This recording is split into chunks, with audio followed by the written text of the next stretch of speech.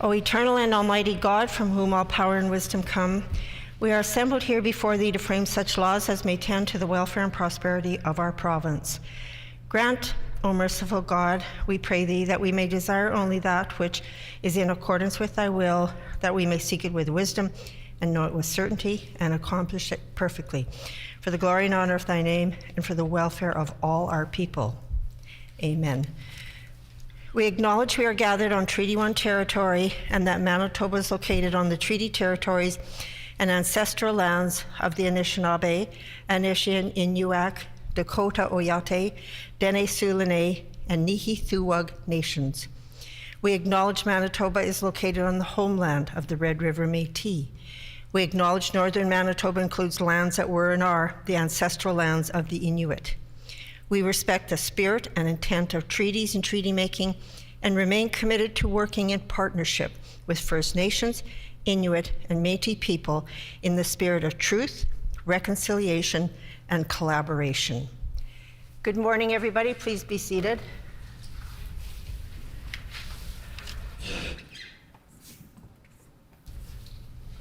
Routine proceedings, introduction of bills, committee reports, tabling of reports. The Honourable Minister of Mental Health and Community Wellness.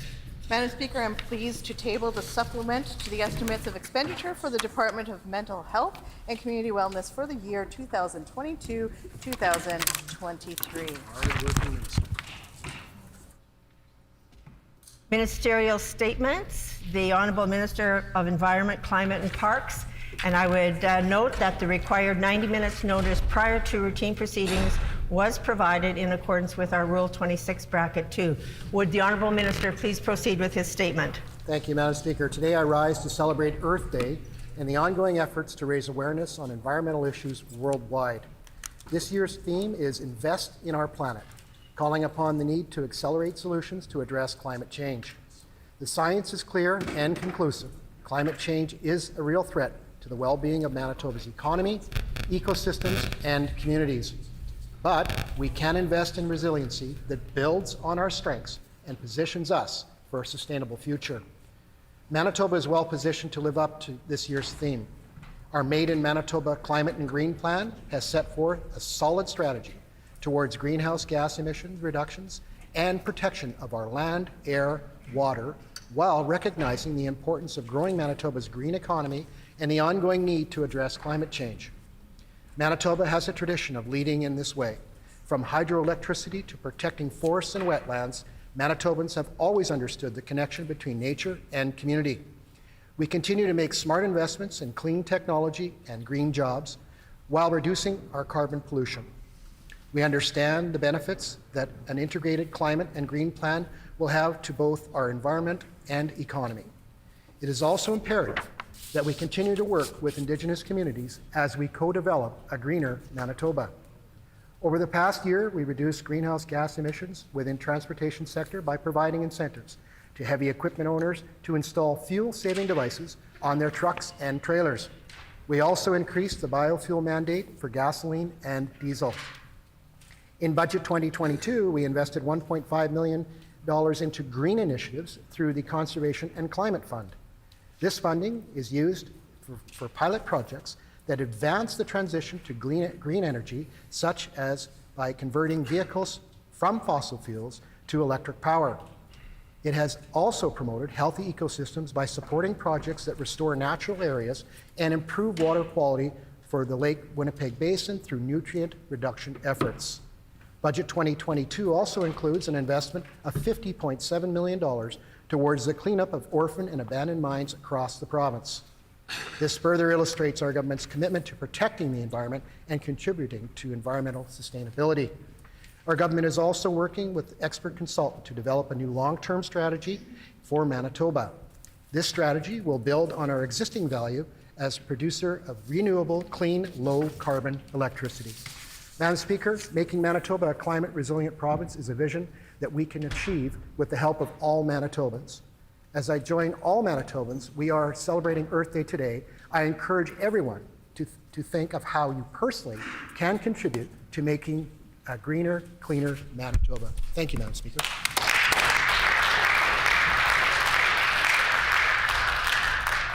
The Honourable Member for St. John's. Which, Madam Speaker, this year's Earth Day theme is Invest in Our Planet.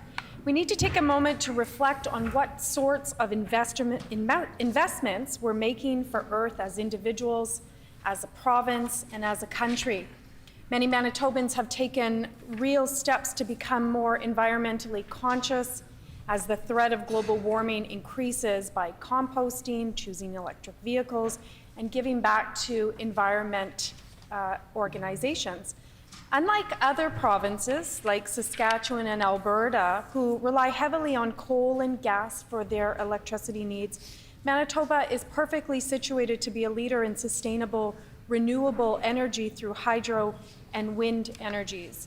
Unfortunately, Madam Speaker, we have a PC government that has done less than the bare minimum since 2016 when taking office. This PC caucus invested Manitoba tax dollars in costly and failed legal battles against the federal government. They've only invested 9% of the federal government's low carbon economy leadership fund, compared to 100% fund allocation from Quebec and British Columbia. And right now, Madam Speaker, they're focused on allowing more pesticides into Manitoba soil.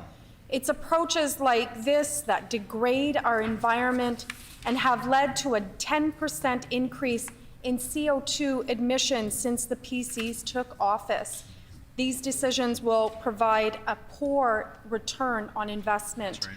As temperatures and ocean levels rise, we need to make better, more comprehensive decisions for a more sustainable future.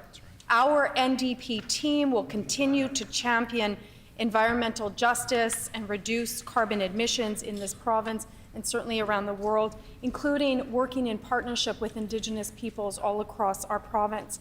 Finally, today and every day, Madam Speaker, here are some small steps to help sustain and honor our Earth. Reduce your carbon footprint, become a vegetarian or a vegan, or at a minimum, reduce your meat and dairy consumption. Believe and listen to scientists. Elect people who are truly committed to the environment. Build a better public transit system. Reduce waste. Reusable utensils, cups, dishes, bags. Recycle and reuse. And Madam Speaker, finally, think 7 generations ahead as Indigenous peoples have done. The member's time has expired. The Honourable Member for St. Boniface. Thank you, Madam Speaker. I ask for leave to speak in response to the ministerial statement. Does the member have leave to respond to the ministerial statement?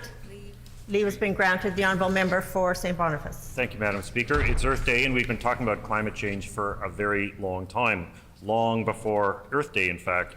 This is from an article from the Braidwood Dispatch and Mining Journal. The headline is "Coal Consumption is Affecting Climate." The furnaces of the world are now burning about 2 billion tons of coal a year. When this is burned, uniting with oxygen, it adds about 7 billion tons of carbon dioxide to the atmosphere yearly. This tends to make the air a more effective blanket for the Earth to raise its temperature. That was from 1912, fully 110 years ago, in a mining journal. We've seen commitment after commitment over climate change fail, unfortunately. The Kyoto Accord, and we've also seen active opposition for decades, either watering down or outright obstruction by political parties, governments, and interest groups. Conservation is about protecting what is precious to us and not needlessly wasting resources.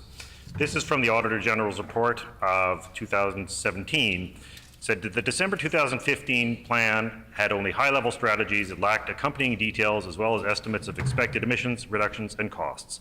It was also short-lived. After Manitoba's provincial election in April 2016, the government announced it was developing a new climate change plan, and department officials told us the targets in the 2015 plan were under a review.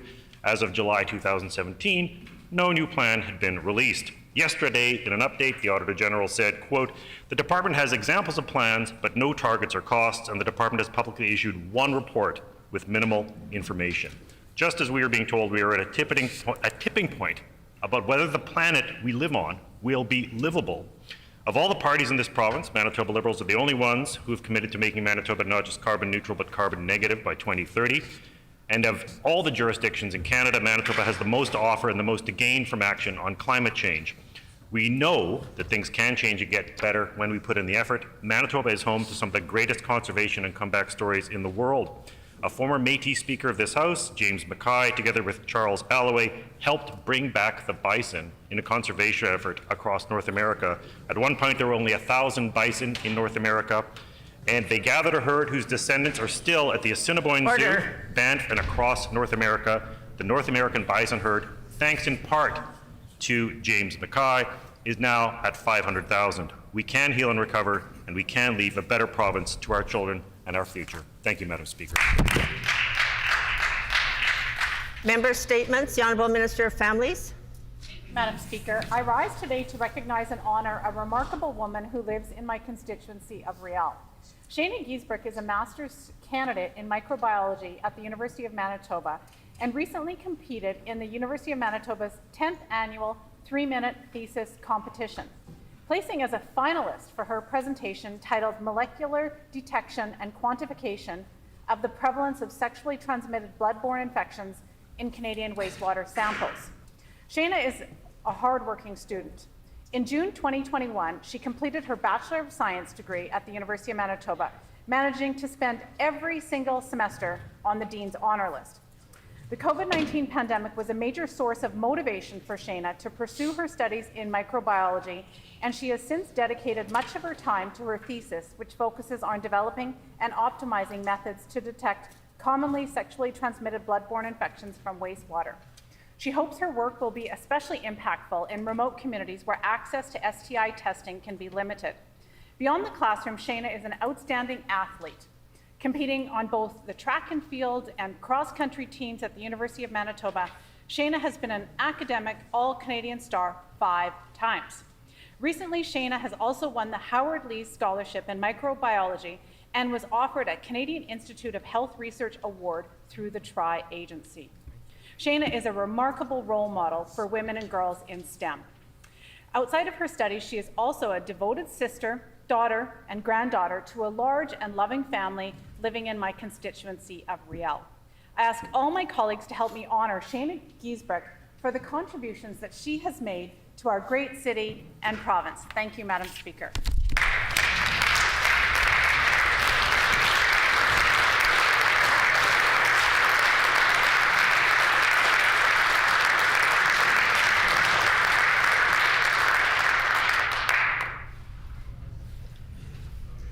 The Honourable Member for St. James. Thank you, Madam Speaker. I'm honored to rise in the chamber to recognize St. James resident and acclaimed songwriter, producer, poet, and multi-instrumentalist Scott Nolan for his contributions to music and the arts in Manitoba. Manitoba has a rich and vibrant musical landscape, one that Scott has had a hand in shaping and greatly contributing to. He's a master storyteller and performer with a keen interest in the human condition, and his songs have been recorded by some of the most well-known artists and roots in Americana music, including Hayes Carll and Mary Gauthier. Scott has released a total of 9 albums, all of which are marked by his craftsman-like approach to songwriting. In addition to his work as a songwriter and multi-instrumentalist, Scott is also a talented producer who's recorded and produced records for some of the most beloved names in modern folk music, including Adam Carroll and famed Canadian songwriter Stephen Fairing. He also produced and recorded the debut record by the incredibly talented Indigenous songwriter William Prince, who he continues to collaborate with on musical projects. In 2019, Scott published a book of his poetry entitled Moon Was a Feather, which evolved from a routine of long walks he began to help him quit smoking. The poems within are spare and eloquent, with a healthy dose of grit, and they chronicle a difficult youth, friendships, and his experiences as a musician. With the desire to work with people, Scott also shares his gifts with the community by visiting prisons and inner-city schools to provide inclusive musical programming for all. At a time where social divisions seem heightened, the power of music reminds us about the importance of fostering connection and unity among people from all walks of life.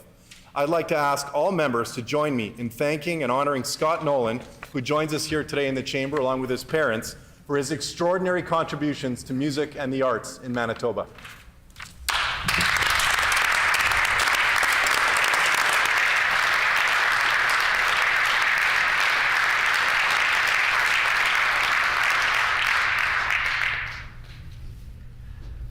The Honourable Minister of Sport, Culture and Heritage. Well, thank you, Madam Speaker. I rise today to talk about the importance of autism awareness.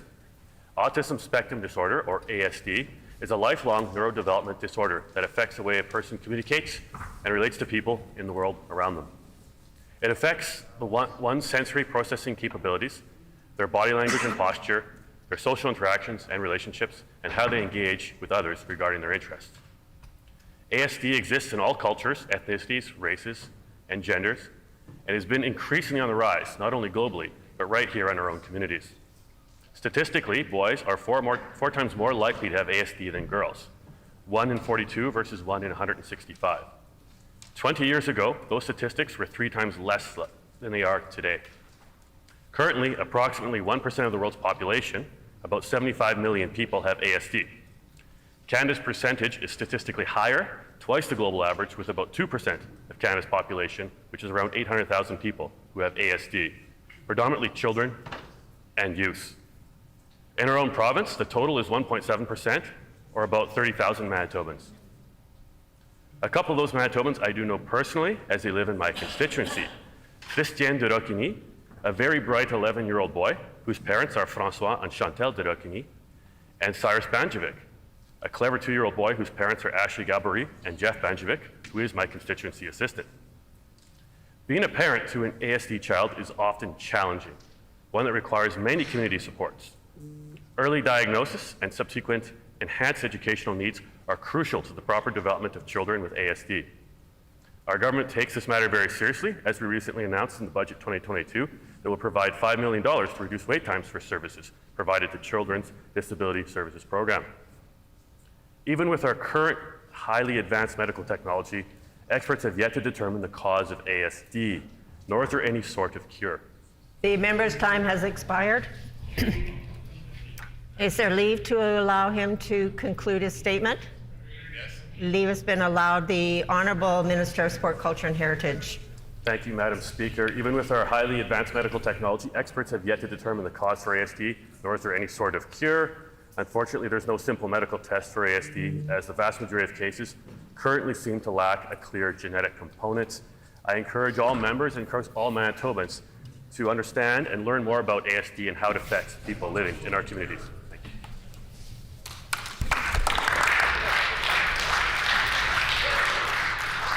The Honourable Member for Concordia. I rise today to recognize the outstanding work of the Concordia Foundation and the important work that they have played in the role that they have played in building and expanding healthcare in Northeast Winnipeg, even as this PC government has cut services. Concordia Foundation has been a consistent leader in healthcare, always with a new and innovative project on the go. Over the years, they have spearheaded the Concordia Child Care Centre, Concordia Place PCH, the Concordia Community Clinic, and the establishment of the Hip and Knee Institute, including its recent addition of a chair in arthroplasty research. Working with Concordia Wellness Projects, they were instrumental in developing Concordia Village, including 45 units of affordable housing for adults and families with mental health needs. Their most ambitious project remains the Concordia Health and Fitness Centre, a project I was proud to help secure provincial government support for in writing. Sadly, as this government's first order of business, the members for Radisson, the members for Rossmere, tore up that agreement and refused to advocate for their constituents. I'm happy to report that 6 years later, the Foundation still intends to move forward, albeit still without provincial government support, to develop this fitness centre as part of a larger housing project. 6 years of PC cuts have left our healthcare system in shambles. Their reckless cuts have resulted in exhausted staff, excruciatingly long wait times, and closed services. Now, with 170,000 people on the surgical wait list, this government still won't abandon their austerity agenda, and their latest plan to rely on fundraising by the community to help clean up their mess is a day late and $1 short. Instead of having the freedom and ability to work on new projects, the Concordia Foundation has been forced to focus on filling the gaps in healthcare. Thank you to all the donors and supporters of Concordia Foundation for working tirelessly for the community. I'll continue to advocate for strong healthcare in Manitoba to ensure that local organizations like Concordia Foundation can turn their focus on developing new projects, not just clean up the mess left by this PC government. Hear, hear.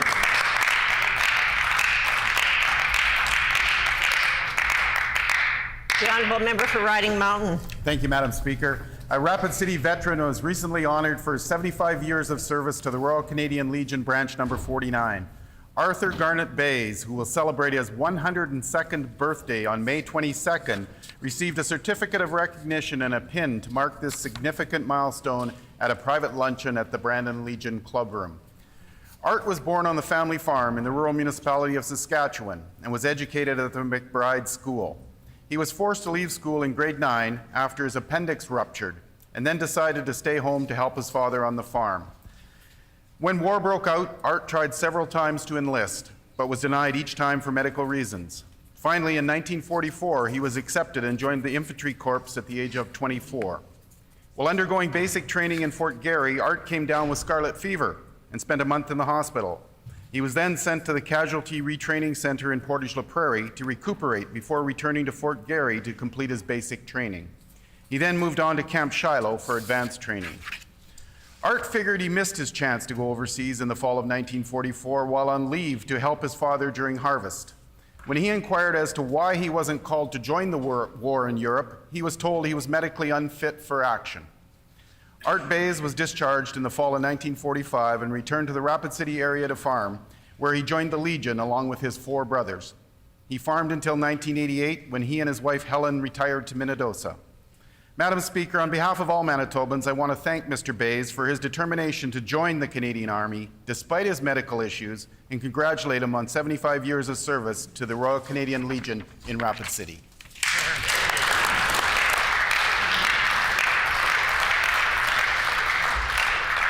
Oral questions. The Honourable Leader of the Official Opposition. Madam Speaker, the waits at St. Boniface Emergency Room are the longest that the doctors working there have ever seen.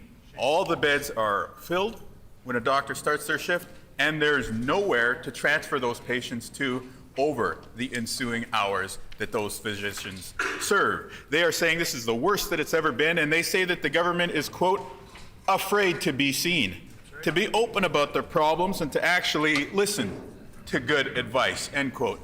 Sure sounds like this government, I'll say. Why is the Premier ignoring the worst crisis ever in our hospitals? The Honourable Deputy Premier. Thank you very much, Madam Speaker. And the member opposite is completely wrong. We are investing $7.2 billion in healthcare in this year's budget. Madam Speaker, a record investment in healthcare, over $1 billion more than the NDP ever put into healthcare in Manitoba. In respect of St. Boniface, we've committed $100 million capital to the ER in St. Boniface Hospital. Madam Speaker, are the opposition members going to vote for that $100 million investment or against it?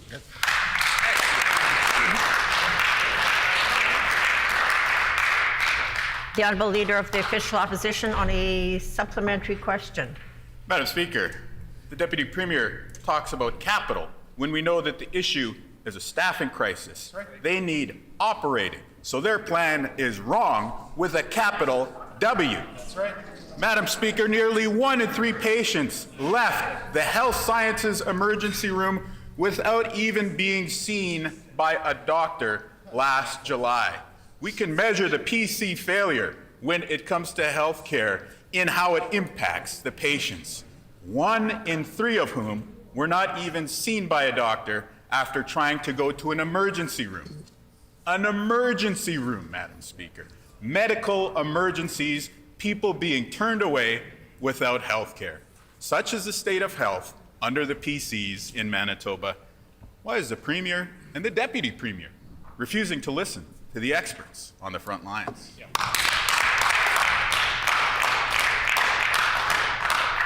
The Honourable Deputy Premier. Well, Madam Speaker, what's happened, in fact, is the experts are telling him to make investments in healthcare. And we are making historic investments in healthcare to the tune of $7.2 billion, Madam Speaker. We recognize there's challenges in terms of the surgery and diagnostic backlog. That's why we've got a group of experts at the table in terms of the task force on how to reduce that backlog. We've also committed $110 million to reduce that backlog. In addition to that, we've set in contingencies in this budget to deal with the backlog as well. So we are taking advice from experts in the field, and we're making strategic and historic investments in healthcare.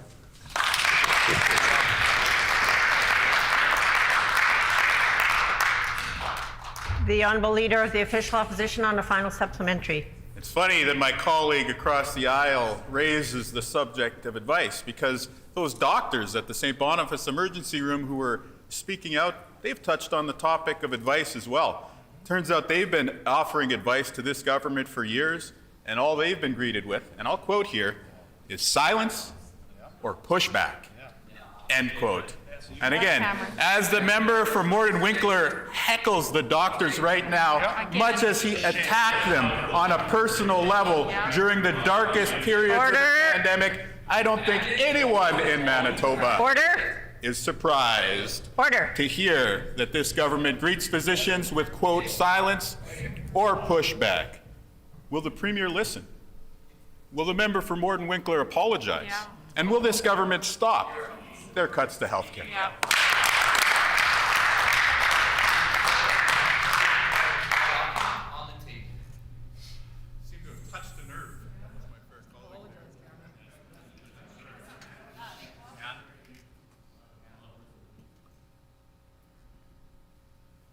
The Honourable Deputy Premier. Well, Madam Speaker, our government is committed to record investments, $7.2 billion in healthcare, $1 billion more than the NDP ever put into healthcare. We're addressing the backlogs. We've made commitments for additional beds in hospitals here in Manitoba, additional ICU capacity as well. We are also adding areas for educating nurses to the tune of 400 additional spaces. We're dealing with those challenges. We're taking advice from experts in the field. We have a plan to make sure that Manitobans get the health care they deserve when they deserve it, as opposed to the NDP, who has no plan. No plan.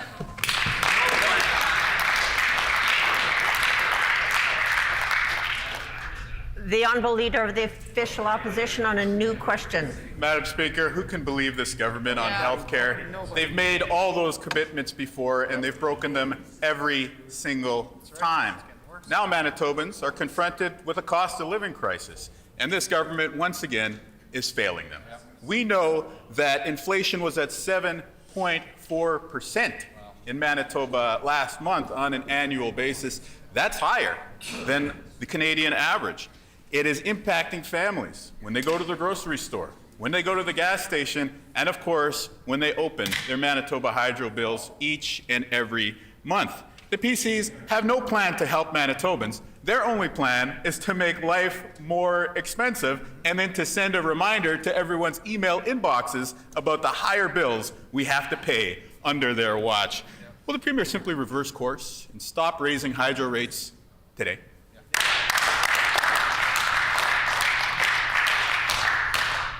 The Honourable Deputy Premier. Well, Madam Speaker, I think Manitobans will remember what happened under the NDP watch in healthcare. That was the party that closed 20 emergency rooms in Manitoba. We're not going back to the dark days under the NDP. That's why we're making record investments in healthcare. Madam Speaker, Manitobans, I know, recognize affordability, and we aren't taking steps in this budget to assist Manitobans, and I think top priority for Manitobans is $10 a day childcare. We're making investments in that. We're working with the industry in that. We're going to educate more EC. Order.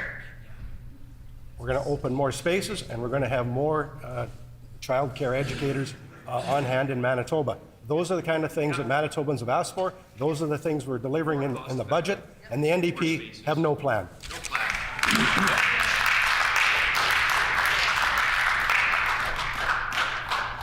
The Honourable Leader of the Official Opposition on a supplementary question.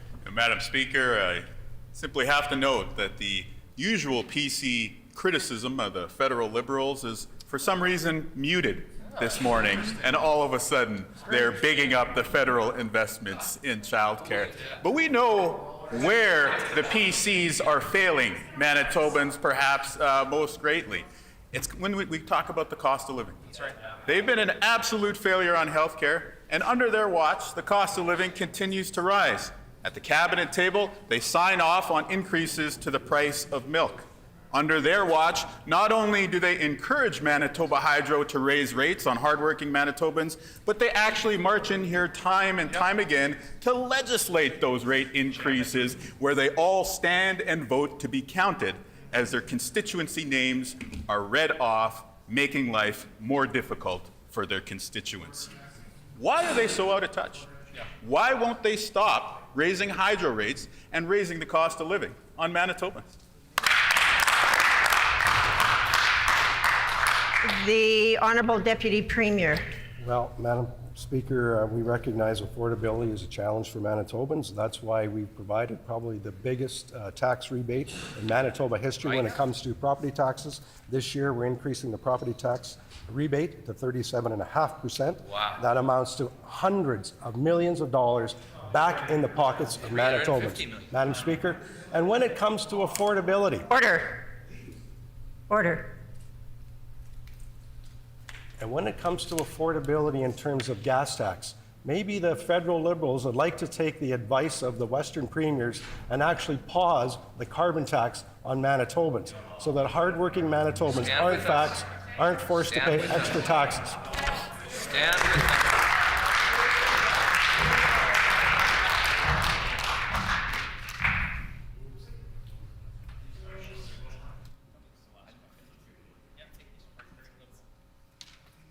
The Honourable Leader of the Official Opposition on a final supplementary. Well, that is the PC approach in a nutshell, isn't it, Madam Speaker? You post a letter on Twitter, and then you go back to the cabinet table and preside over increases to hydro rates, increases to the cost of milk, and increases to the cost of living writ large as it affects the good people of Manitoba. On this side of the House, we say that hydro bills should be cheaper. That's why we oppose this government's Bill 36, because it will only make the situation worse. The government should withdraw this terrible bill today. With the cost of living crisis being what it is, why is the Deputy Premier so intent on ramming through legislation that's only going to make life more expensive for people in Manitoba?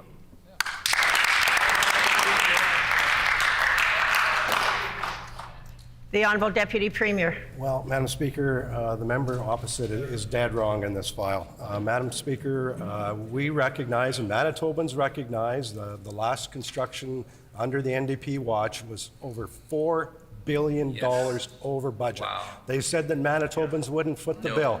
Manitobans know now they got to foot the bill for NDP mismanagement. This is going on for years, Madam Speaker. We have brought Bill 36 in so that we are addressing affordability for Manitobans. The NDP don't care about affordability for Manitobans. We do. Provisions under Bill 36 will protect Manitoba Hydro, and it will protect Manitoba ratepayers.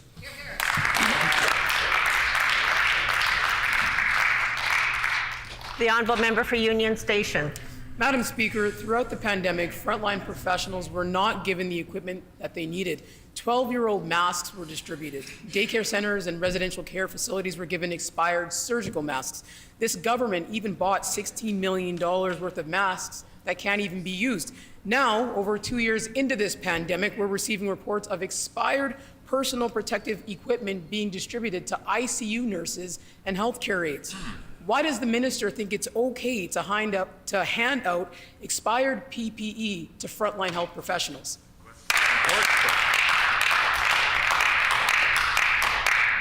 The Honourable Minister of Labour, Consumer Protection and Government Services. Thank you, Madam Speaker. Well, perhaps the member opposite lived in a different world during the pandemic.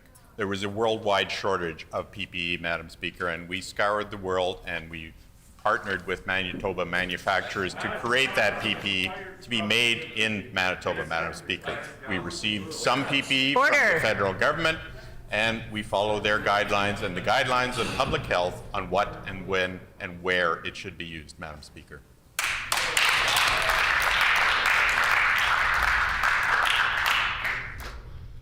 The Honourable Member for Union Station on a supplementary question. Madam Speaker, I've been living in the same city that these healthcare workers are working in and receiving expired PPE from this government. I'll table the pictures taken by ICU staff right here in Winnipeg. They show gowns that expired last August, more than 8 months ago. Nurses report to us that their skin breaks out in a rash if exposed to this PPE. Madam Speaker, this is unacceptable. Our ICU nurses and allied healthcare professionals have worked under incredibly difficult circumstances for the past 2 years now. They should have current supplies that are safe for them to use. Why is expired personal protective equipment being given to ICU nurses and allied healthcare professionals? The Honourable Minister of Labour, Consumer Protection and Government Services. Thank you, Madam Speaker. Well, again, we followed the guidelines of public health and shared health on what is provided for PPE.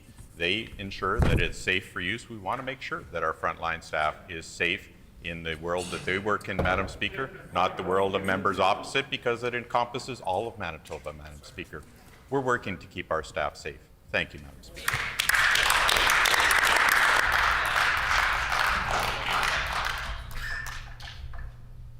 The Honourable Member for Union Station on a final supplementary. Madam Speaker, the PC government sent 10-year-old masks to teachers and to daycares. In 2020, long expired PPE was given to our frontline health workers.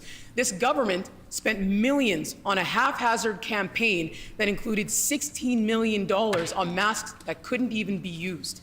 Now, 2 years into this pandemic, there's still expired PPE in rotation that causes rashes and irritation for nurses and healthcare professionals.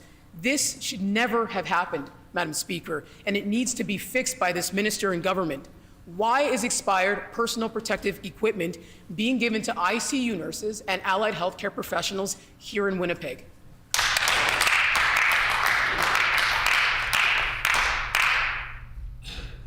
The Honourable Minister of Labour, Consumer Protection and Government Services. Thank you, Madam Speaker. Well, I can't say enough about the partners that we created through the pandemic that partnered with us from the private sector, Madam Speaker, to make sure that we had PPE available for Manitobans, PPE available for those frontline nurses and doctors, Madam Speaker. Entire companies changed their entire factories over to supply gowns for us, Madam Speaker. They changed things on a dime, and they were able to respond, and they are still responding to the needs of Manitobans.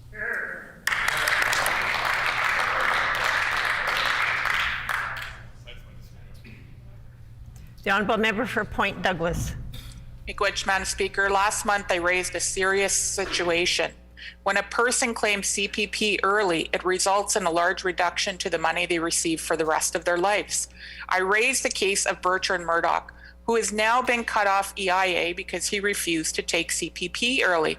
Mr. Murdoch is now facing eviction and is having to borrow food from his children. Why won't the minister help Mr. Murdoch and immediately stop this practice of forcing EIA recipients to claim CPP early?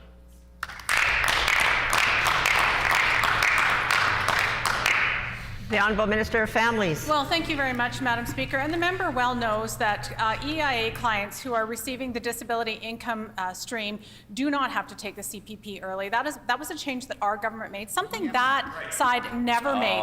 Our government is going through a major transformation with EIA and ensuring that we move all people with disabilities into a separate income support program for people with severe and prolonged disabilities. We're doing many other initiatives to enhance the lives of people who are on EIA, something that government never did. Nothing.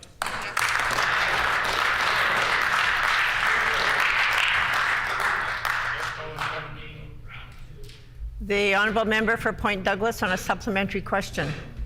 Miigwech, Madam Speaker, and that minister will know that they cut off Bertrand Murdoch from EIA disability benefits 3 months prior without even giving him so much as a letter. The Manitoba Court of Appeal already found that it was inappropriate for the government to force people on EIA disability to claim CPP early. Rather than accept this precedent, the government continues to force those on regular EIA benefits to claim CPP early. This should stop. Mr. Murdoch deserves a life of dignity. Fortunately, that is not how he is being treated. Why won't this minister help Mr. Murdoch and immediately stop this practice of forcing EIA recipients to claim CPP early?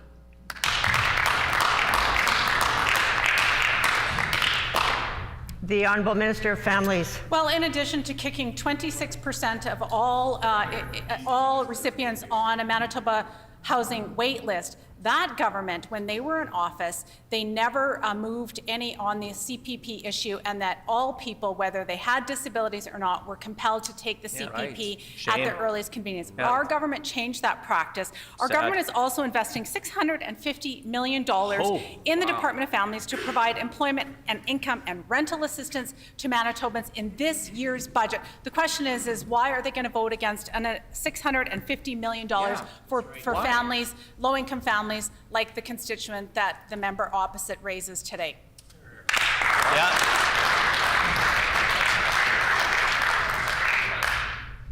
The honourable member for Point Douglas on a final supplementary. Miigwech, Madam Speaker. It's unfortunate that that minister continues to kick people off of EIA that are eligible for CPP just so they can force them to take CPP. The cost of living is going up by 6%. Mr. Murdoch, like all Manitobans, is concerned whether he will have enough money just for the basics as he gets older. Forcing early CPP means people like Mr. Murdoch will get less, 1/3 less for the rest of their life. It locks elderly people into poverty. Why won't the minister help Mr. Murdoch and immediately stop this practice of forcing EIA recipients to claim CPP early?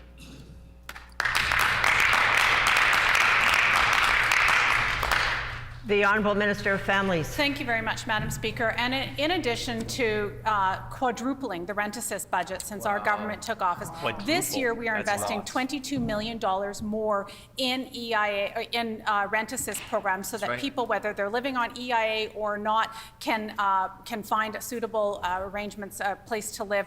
We are also making other significant investments in this year's budget to enhance the lives of people living on EIA or who are low income, including investing in the single-parent employment program, including helping give people the skills and the opportunities that they need, and including working with people with disabilities so that they can have a separate income support program that is separate and apart, taking them off of EIA and into a separate income support program, something that government never did.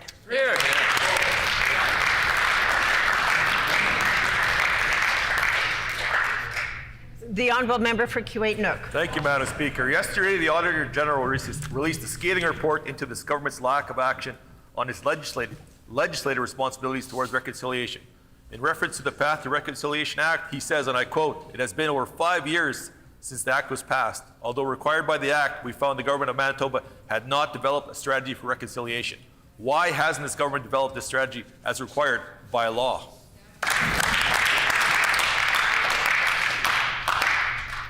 The Honourable Minister of Indigenous Reconciliation and Northern Relations. Well, thank you, Madam Speaker. And on behalf of the Manitoba government, I'd like to thank the Office of the Auditor General for its review of the Manitoba's implementation of the Path to Reconciliation Act.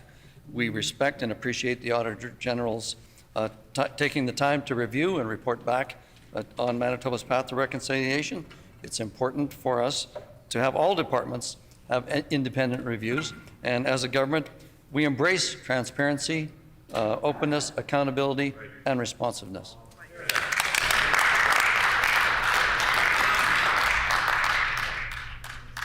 The Honourable Member for Kuwait-Nook on a supplementary question. The transparency of that is they're in fact doing nothing.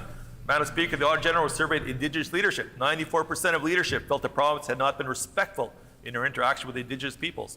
Leaders told the auditor of examples of disrespect, including meetings where decisions had already been made and then publicly claimed engagement had occurred. This government's first step was supposed to be to complete a strategy, something they haven't done in 6 years. Again, why haven't they developed a strategy as required by law?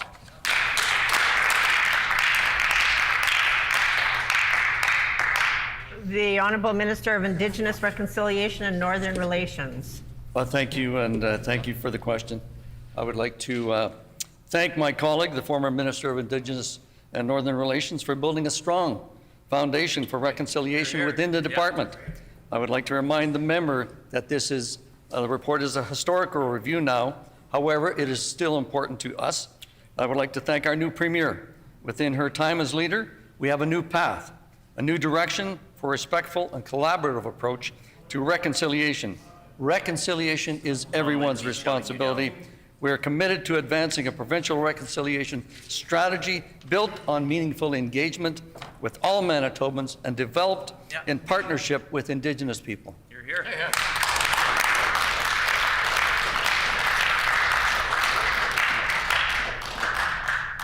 The honourable member for Key-Waitanuk on a final supplementary. Thank you, Madam Speaker. They claim to be on a new path, but still have the same cabinet at the table.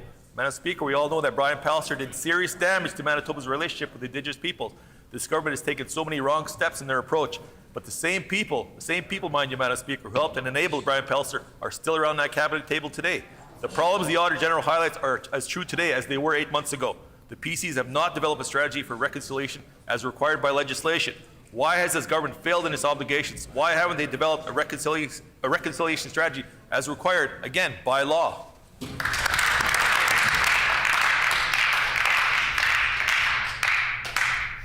The Honourable Minister of Indigenous Reconciliation and Northern Relations. Well, thank you, Madam Speaker. I just want to put on the record that in the coming days and weeks, our department will be examining the Auditor General's report in further depth and detail, and we look forward to continuing our work with First Nations, Métis, and Inuit leadership and communities across the province. I want to point out to everyone here in the House today that there is a historic event happening today with an announcement that's going to be made a little later on regarding the historic Hudson Bay building in Manitoba. So stay tuned.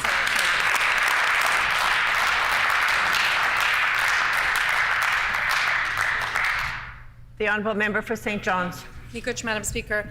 We know that there's one set of rules for the Premier and one set of rules for the rest of us. First, she brushed off failing to disclose her $31 million in property sales. Oops. And again, Madam Speaker, she called it an oversight. Yep. Then she helped award a contract to the Exchange Income Corporation, despite her husband having a direct financial interest in that company. Another conflict of interest. Wow. The province just announced a notice of proposed procurement for medical aviation services, an industry in which EIC is directly involved. Oh, I'll table the documents now, Madam Speaker. Will the Premier recuse herself from any dealings with EIC today? Yeah.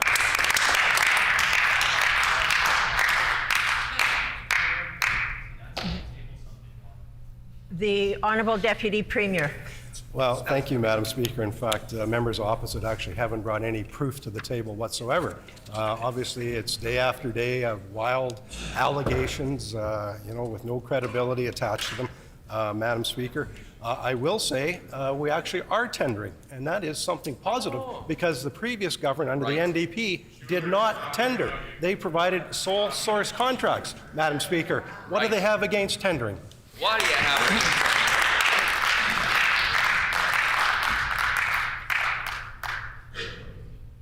The honourable member for St. John's on a supplementary question.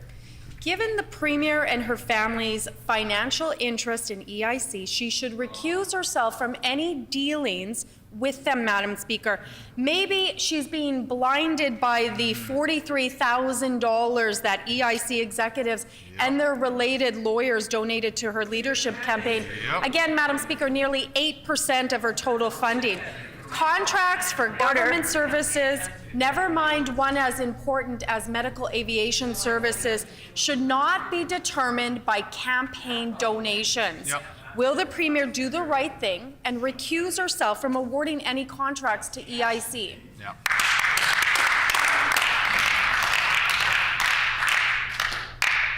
The Honourable Deputy Premier. Well, Madam Speaker, again, groundless accusations being made by members opposite here against the Premier and her family. Certainly Exchange Income Group is a fine, upstanding Manitoba-based company. They have hundreds of jobs here in Manitoba, right.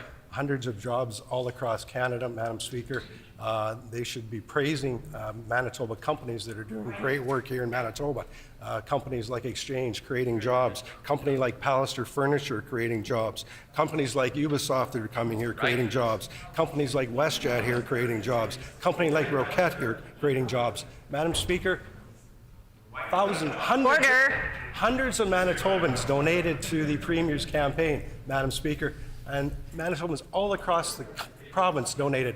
I wonder why the previous NDP candidate... The member's time has expired.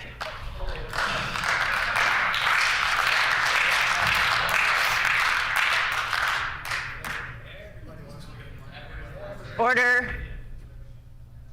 Order.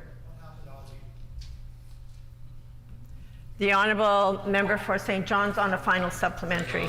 When EIC benefits, so does the Premier's family. It's very simple, Madam Speaker. The Premier having any involvement with awarding contracts to EIC is therefore a conflict of interest. Plain, Madam Speaker. However, we've seen that the Premier believes the rules don't apply to her.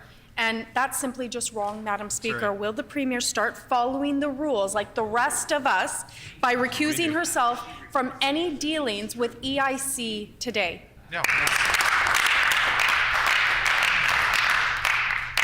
Honourable Deputy Premier. Well, Madam Speaker, this is typical of the NDP, a campaign of fear and slander, preambles that are completely dishonest.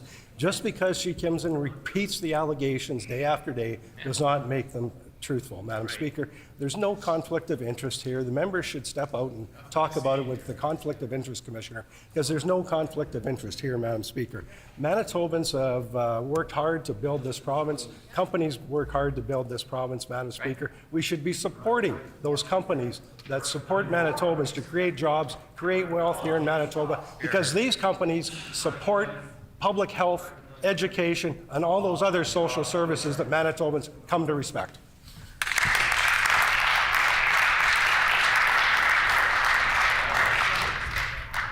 The Honourable Member for St. Boniface. Thank you, Madam Speaker. There aren't many surprises in the budget, but there is some alarming news. On page 117, which I table, there's a chart that shows the number of people leaving Manitoba in 2020-21 was 19,265, the highest it's been in 24 years. So no wonder there are labour shortages. We need to give people reasons to stay, but for 6 years, this government has given Manitobans thousands and thousands of reasons to leave.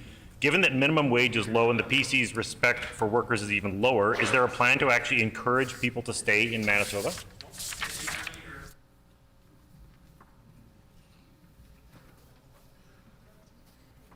The Honourable Minister of Finance. Madam Speaker, I thank the member for his newfound interest in the budget. I would probably suggest to him he doesn't need to table the budget. I was proud to actually table the budget and budget information last week on Tuesday when our government delivered our plan to recover from the global pandemic, to build the Manitoba economy, to invest in healthcare, and to help keep life affordable for all Manitobans. I would direct that member's attention to the budget, which really provides some historic relief to Manitoba families, which we think will go a long way towards helping people stay in Manitoba and attract newcomers to Manitoba.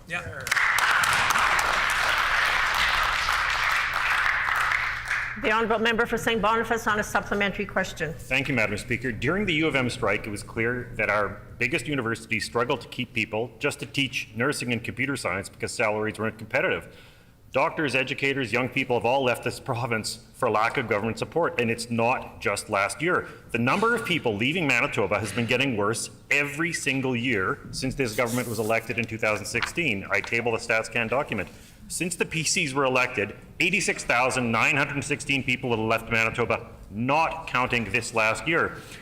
We've had half a dozen economic panels that are supposed to be advising this government. Why hasn't this government come up with anything concrete to keep people in Manitoba after more than half a decade in power? The Honourable Minister of Advanced Education, Skills and Immigration. Madam Speaker, our government has been consulting with our post-secondary partners as we are working collaboratively to improve the skills, talent, and knowledge strategy, which focuses on 4 high-level objectives. Anticipate skills needed for the future, align post-secondary education and training and immigration to labor market needs, and help students and newcomers succeed now and into the future. Foster entrepreneurial and innovative skills, grow, attract, and retain talent. Madam Speaker, our government will continue to support our post-secondary partners who took the ideological approach to post-secondary education in Manitoba. Thank you, Madam Speaker. Here, here.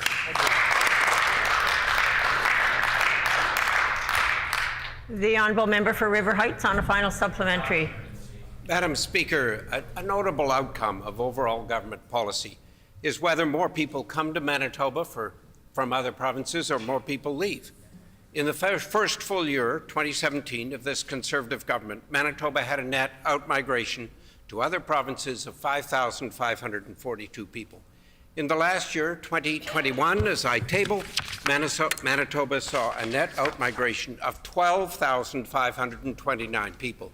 The 6 Conservative years have seen a total net outmigration of over 44,000 people, more than 3% of Manitoba's population. The river of outmigration under the NDP has turned into a flood under the Tories. What measures is the government taking to reverse this disastrous trend? The member's time has expired. The Honourable Minister of Finance.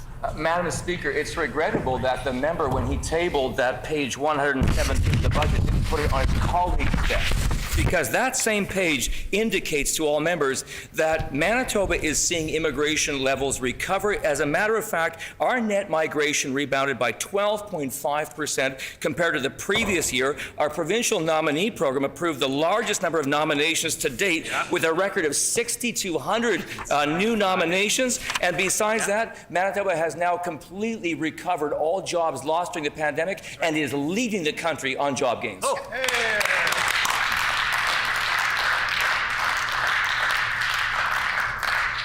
The Honourable Member for Dauphin. Madam Speaker, you can hear me fine? Yes, we can. Okay, thank you. This PC government absolutely deserves to be recognized and congratulated for their outstanding leadership and commitment to positive and inclusive growth and development across Manitoba. This government is committed to expanding the availability of high-speed internet connectivity to over 600 communities over a 3-year period starting last November. Can the Minister of Labour, Consumer Protection and Government Services outline the progress of this commitment to rural, remote and Indigenous communities?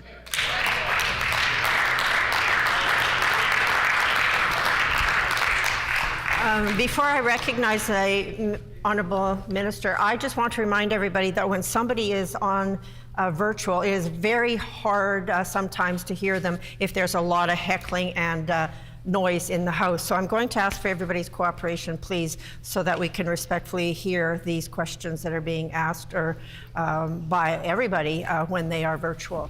The Honourable Minister of Labour, Consumer Protection and Government Services. Thank you, Madam Speaker, and thanks to my great colleague, the member from Dauphin, for the opportunity to credit the amazing work that has been done so far in Manitoba. Of the 600 communities in Manitoba that were originally identified as having no access or limited access to broadband, 290 are now receiving dramatically increased connection to broadband networks in Manitoba. Madam Speaker, 52 of these communities are in fact well ahead and in advance of their original forecast, and in just 5 months into a 3-year agreement, we're almost halfway done. Madam Speaker, our agreement with Xplornet Communications is allowing these communities to connect to the internet at speeds that allow modern access, capitalizing on Manitoba Hydro's dark fiber. The member's time has expired.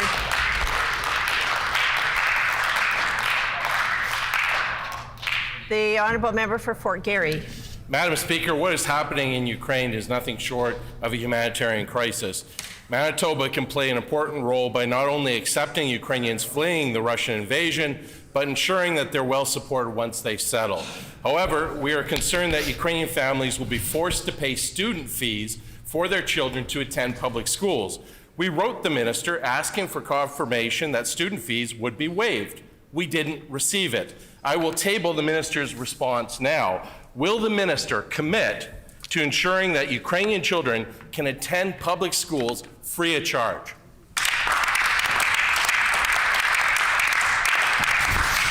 The Honourable Minister of Education. Madam Speaker, and I appreciate the opportunity to be able to stand in the House today, and it's interesting that the member tables a letter that was actually addressed to another member of his party, but that's okay, Madam Speaker. In fact, Madam Speaker, we are working closely with our federal partners and all our education partners all across this great province of ours to make sure that as our Ukrainian refugees and students come to Manitoba for education, that we're here, we've got our arms wide open, we're making arrangements with our school partners to make sure that these students are getting the education they deserve, Madam Speaker.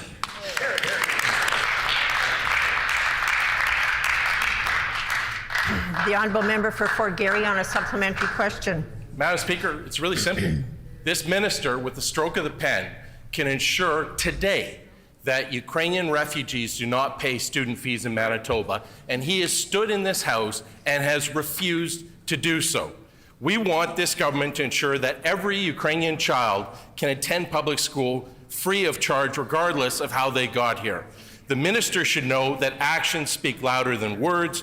Will the minister provide in writing explicit confirmation that Ukrainian children will not have to pay school fees to attend Manitoba schools? The Honourable Minister of Education. Thank you, Madam Speaker. And you know what? I'm going to say I appreciate the question coming from the member. Because it's interesting, though, that the member for Fort Garry stands up and speaks on behalf of his member for Notre Dame, who actually wrote and asked me some of the questions. Madam Speaker, we are working with our education partners. As I've said in my previous answer, we're working with them to make sure that the students of the parents that are coming in from Ukraine are coming to Manitoba. We're providing them with the education. We're providing them with the wraparound services, Madam Speaker. It's unfortunate the member for Union Station doesn't want to listen to the answer. They're shouting you from down. their seats. Shouting you down. But Madam Speaker, we on this side of the House are making sure that we are accepting all Ukrainian individuals coming to the province.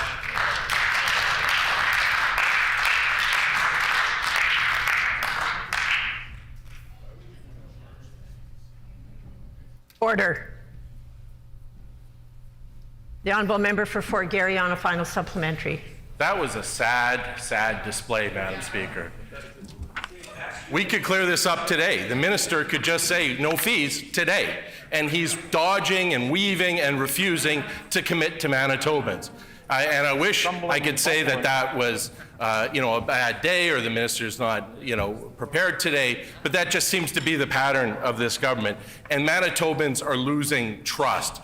They want to see in writing commitment from the minister that Ukrainian children, no matter how they got here, won't have to pay public school fees. Will the minister do that today?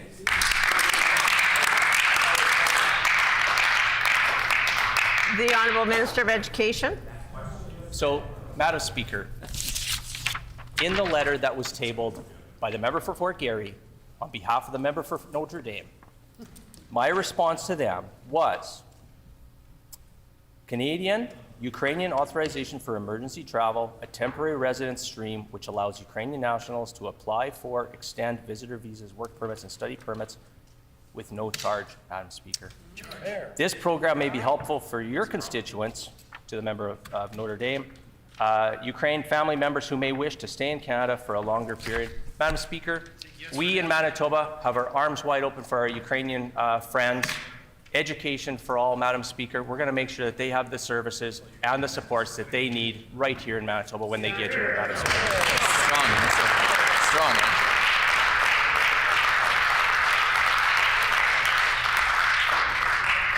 The time for oral questions has expired. Petitions. Not seeing any. Orders of the day, government business. Oh, the Honourable Official Opposition House Leader. Miigwech, Madam Speaker. On House business, I would like to table a list of one of the 5 bills designated by the official opposition in this 4th session of the 42nd Legislature. One of our designated bills for this session is Bill 22, the Environment Amendment Act Pesticides Restrictions.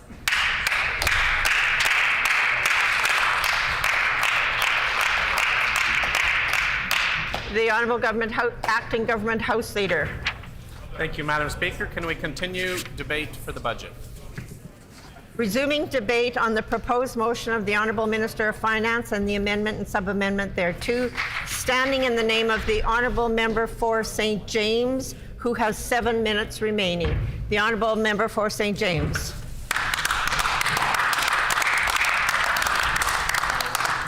Thank you. Thanks, folks. Honored to have an opportunity to put a couple more words on the record about this government's new budget. It is Earth Day, and I do want to make a few more comments about this government's failure to take action on the climate crisis and their failure to invest. This budget, Madam Speaker, was an opportunity for this government to demonstrate that they are concerned about future generations and the planet we're going to leave for them in this province. It was an opportunity to demonstrate that they take the climate crisis seriously, and it was an opportunity for them to demonstrate that they understand the relationship between making investments and getting to a cleaner energy future and what that can do for our economy here in Manitoba. But instead, this budget has proven that they have no interest in doing what's necessary to get us to that cleaner energy future. We are in year 7 of a PC government. We've seen no investment in expanding electric vehicle charging in this province. We've seen almost no investments or additional investments in increasing energy efficiency in the homes of Manitobans. Instead, we've seen them take money away from Efficiency Manitoba, dollars that were sent here by the feds that should have been used to expand home retrofit programming. Instead, government stole those revenues away and put them towards general revenue. They've got no plan to update our building codes. Our building codes in Manitoba are ancient, Madam Speaker. It's one of the easiest ways that we can in this province help Manitobans to not only save money, but to clean up their personal climate infrastructure in their homes. We can do so much by updating our building codes. It's a great opportunity. This government has done nothing in this budget to demonstrate that they understand that. This budget shows no interest in helping Manitoban industry to electrify and make the switch to cleaner energies, leaving them to figure that out on their own and ultimately delaying their ability to get to that cleaner form of energy use so that they can reduce their overall emissions. And we've been told by this government the only commitment we've seen is that they've got an energy and climate policy that's supposedly in the works. But again, we've got no timeline for that, and we're running out of time. This government has allowed emissions to rise year after year after year that they've been in government. They've allowed this huge opportunity that we have as a province with this massive hydroelectric resource, with this huge clean energy opportunity to sit idle while they allow emissions to rise year after year. This budget is a significant failure on the climate front. They're letting our future generations down. They're allowing this opportunity to slide. We need to take action on the climate crisis now, and we need to do what we can to invest in bringing us to a cleaner energy future in Manitoba, not only because it will help to ensure that we can preserve a livable planet for future generations, but also because it will create a significant number of green jobs in this province while saving Manitobans huge amounts of money. And as we know, we're in the midst of an affordability crisis, and Manitobans needed that help, but they aren't getting it from this government. With that, Mr. Deputy Speaker, I'm going to leave it here. There is no way I can possibly support this budget. Glad to have an opportunity to put some words on the record today. Thank you very much.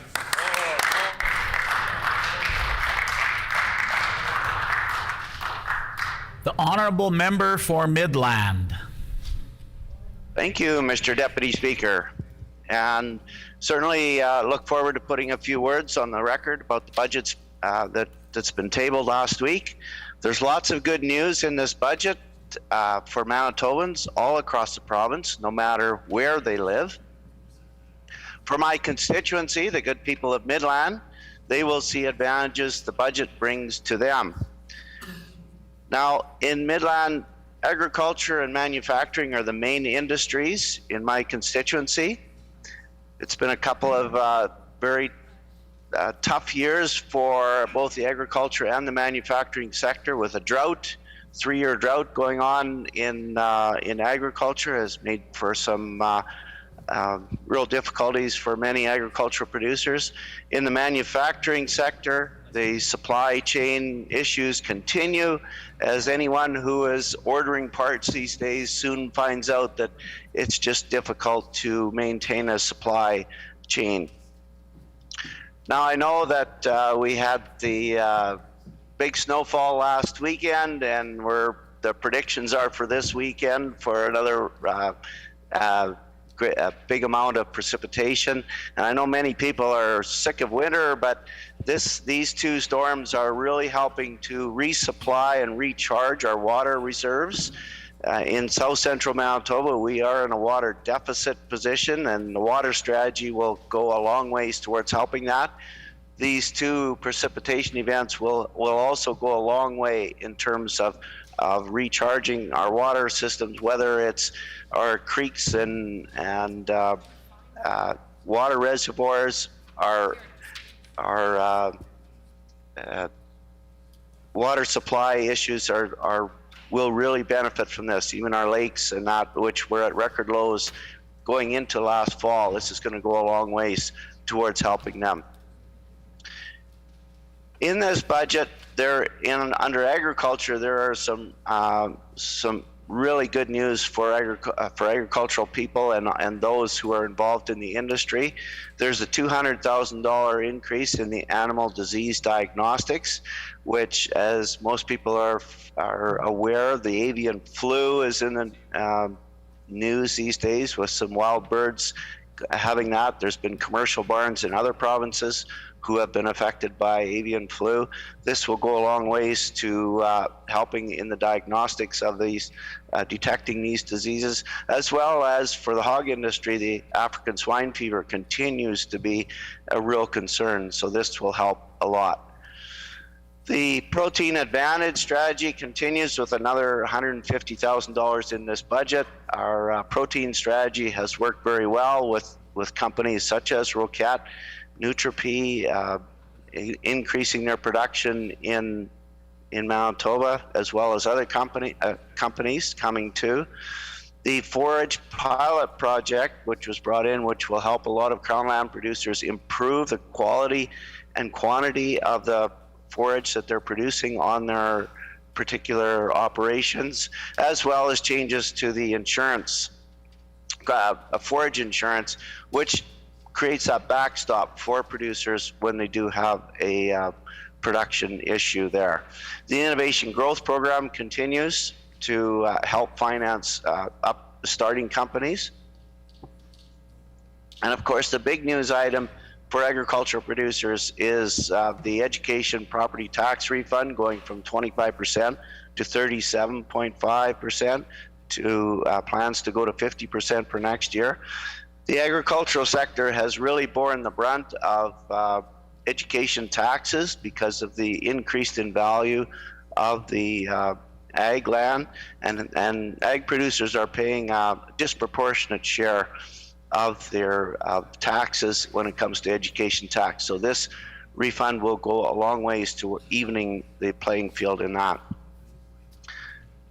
Under economic development, that $50 million venture capital fund will be a terrific help to businesses. Those new businesses that want to get started, it will provide some cash to get started, capital cash for those companies who need that cash in order to be able to get started in their business. So that venture capital fund has been long overdue, and this budget does deliver on that. And of course, building new schools across the province, 22 new schools. It's something the NDP never did, but they're coming now. They're on stream now. Some are already built and working, and more to come in the next couple of years. Today being Earth Day, under the Environment and Parks Department, the Parks Endowment Fund, that $20 million endowment fund, means that there will be $1.1 million in this budget to improve capital projects in our parks. Parks were really neglected by the previous government, and this is putting capital funds into them for all of us to enjoy our provincial parks. There's also $1.5 million in the Conservation and Climate Fund, an additional $1.5 million, which goes a long way, being Earth Day and to address climate change. We all know that climate change is real, and we need to address that, and this does. The watershed districts have been a real success when they were redone to actually follow the actual watershed of the areas. This budget puts another $570,000 to add 4 more municipalities into those watershed districts, which is a great program that the watershed districts are doing. There's trust funds, whether it's Endow Manitoba, the Manitoba Habitat Heritage Corporation is managing our conservation trust, a $102 million conservation trust. There's the $50 million Grow Trust. These trust funds will continue in perpetuity to put money into projects that help our environment on the rural landscape. And of course, there's the Fish and Wildlife Enhancement Fund. I recently spoke with a group that's in my constituency that will be applying for this money to do, it's called creel studies, creel, C-R-E-E-L, which is the fish populations on one of our local lakes. Lots of enthusiasm in the fishing, recreational fishing, and of course there's also the commercial industry that the department is working with. In the health department, you know, $7.2 billion total fund. That's a huge amount of money. And there's been $3.1 billion in pandemic supports.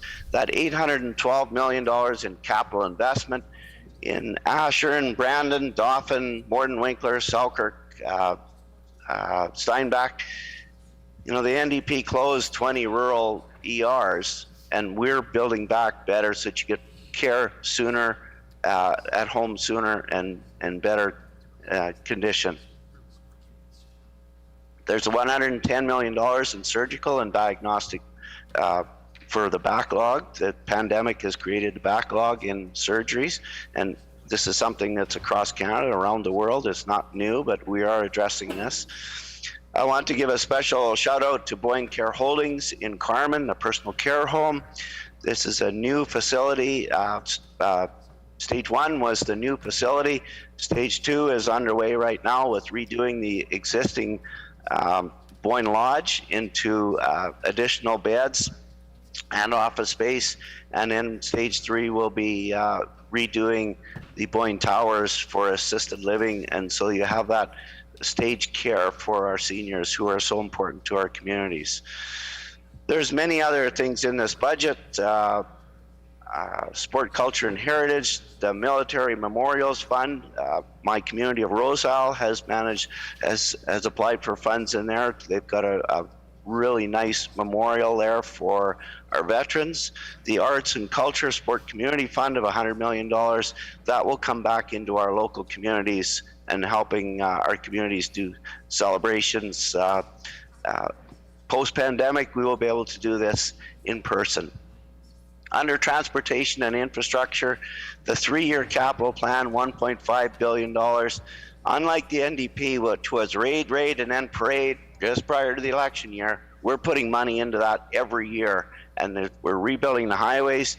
The St. Mary's Overpass on the Perimeter Highway, the McGillivray Boulevard will be an overpass. Those are very important projects that will be going ahead. And of course, you can't not mention Manitoba Hydro, the NDP overspending spree. They're over budget by over $4 billion on Wasquatam, Kiast, Bipole 3. The Manitoba Hydro's debt has now surpassed $25 billion. And when Manitobans pay their hydro bill, 40 cents of every dollar of their bill goes to pay interest only. That's no capital repayment, that's interest only. And Manitobans will be faced with repaying this debt for generations to come. So there's many things in this budget, Mr. Deputy Chair, that's just a few of the highlights. This is a budget Manitobans can depend on. It's certainly different than the out-of-control budgets from the dark days of the NDP of higher taxes, poorer services. This budget should be supported by all members, and it's going to move Manitoba forward. Thank you very much, Mr. Deputy Speaker.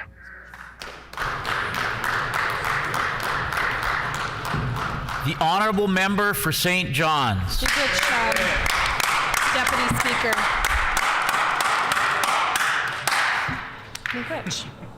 So I'm pleased to get up this morning to put a couple of words on the record in respect of the PC government's 2022 budget.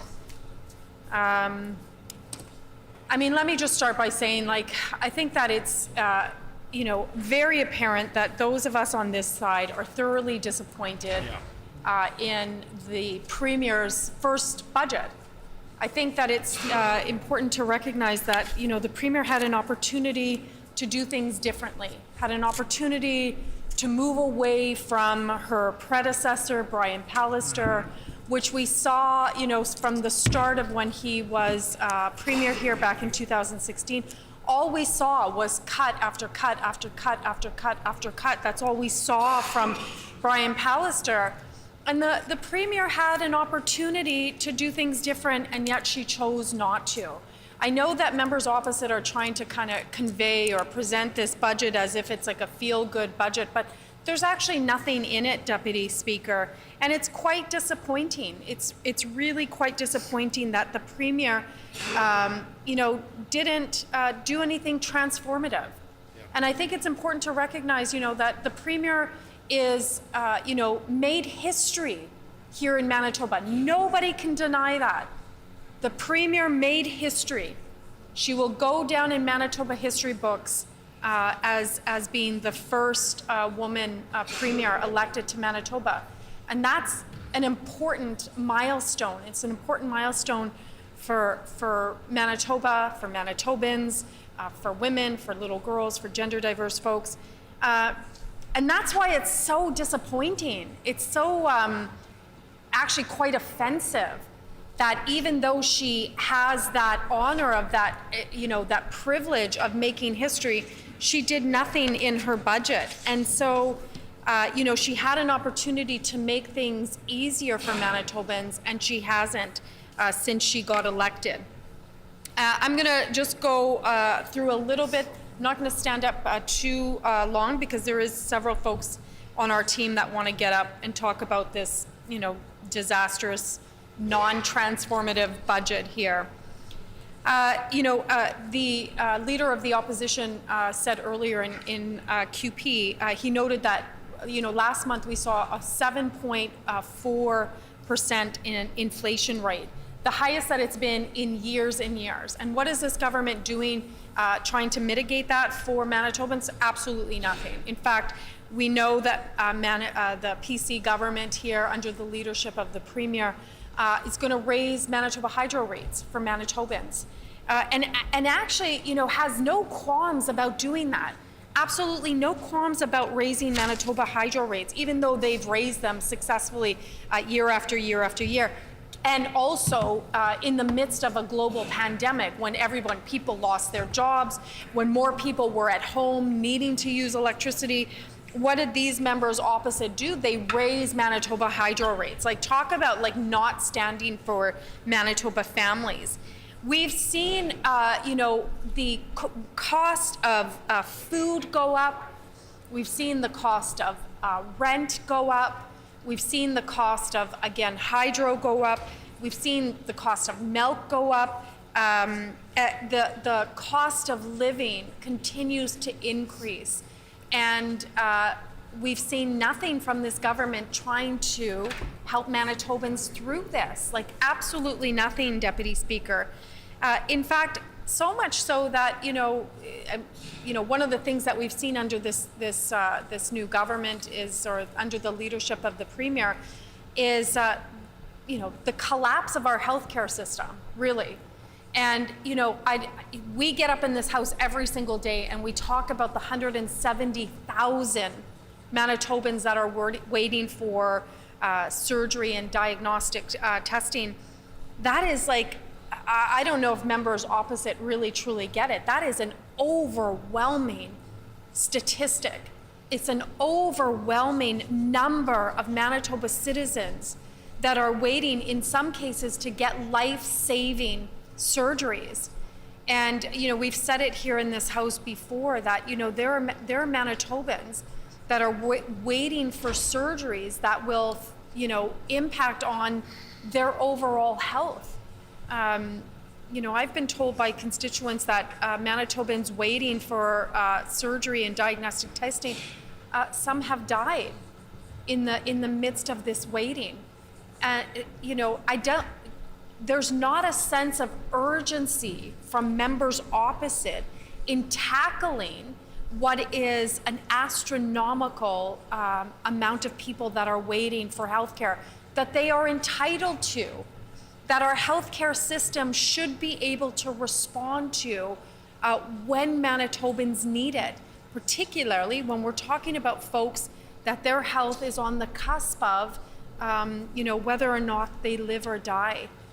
I don't see a sense of urgency or even a sense of comprehension from members opposite about just how huge a mess and how critical this is on the part of Manitobans.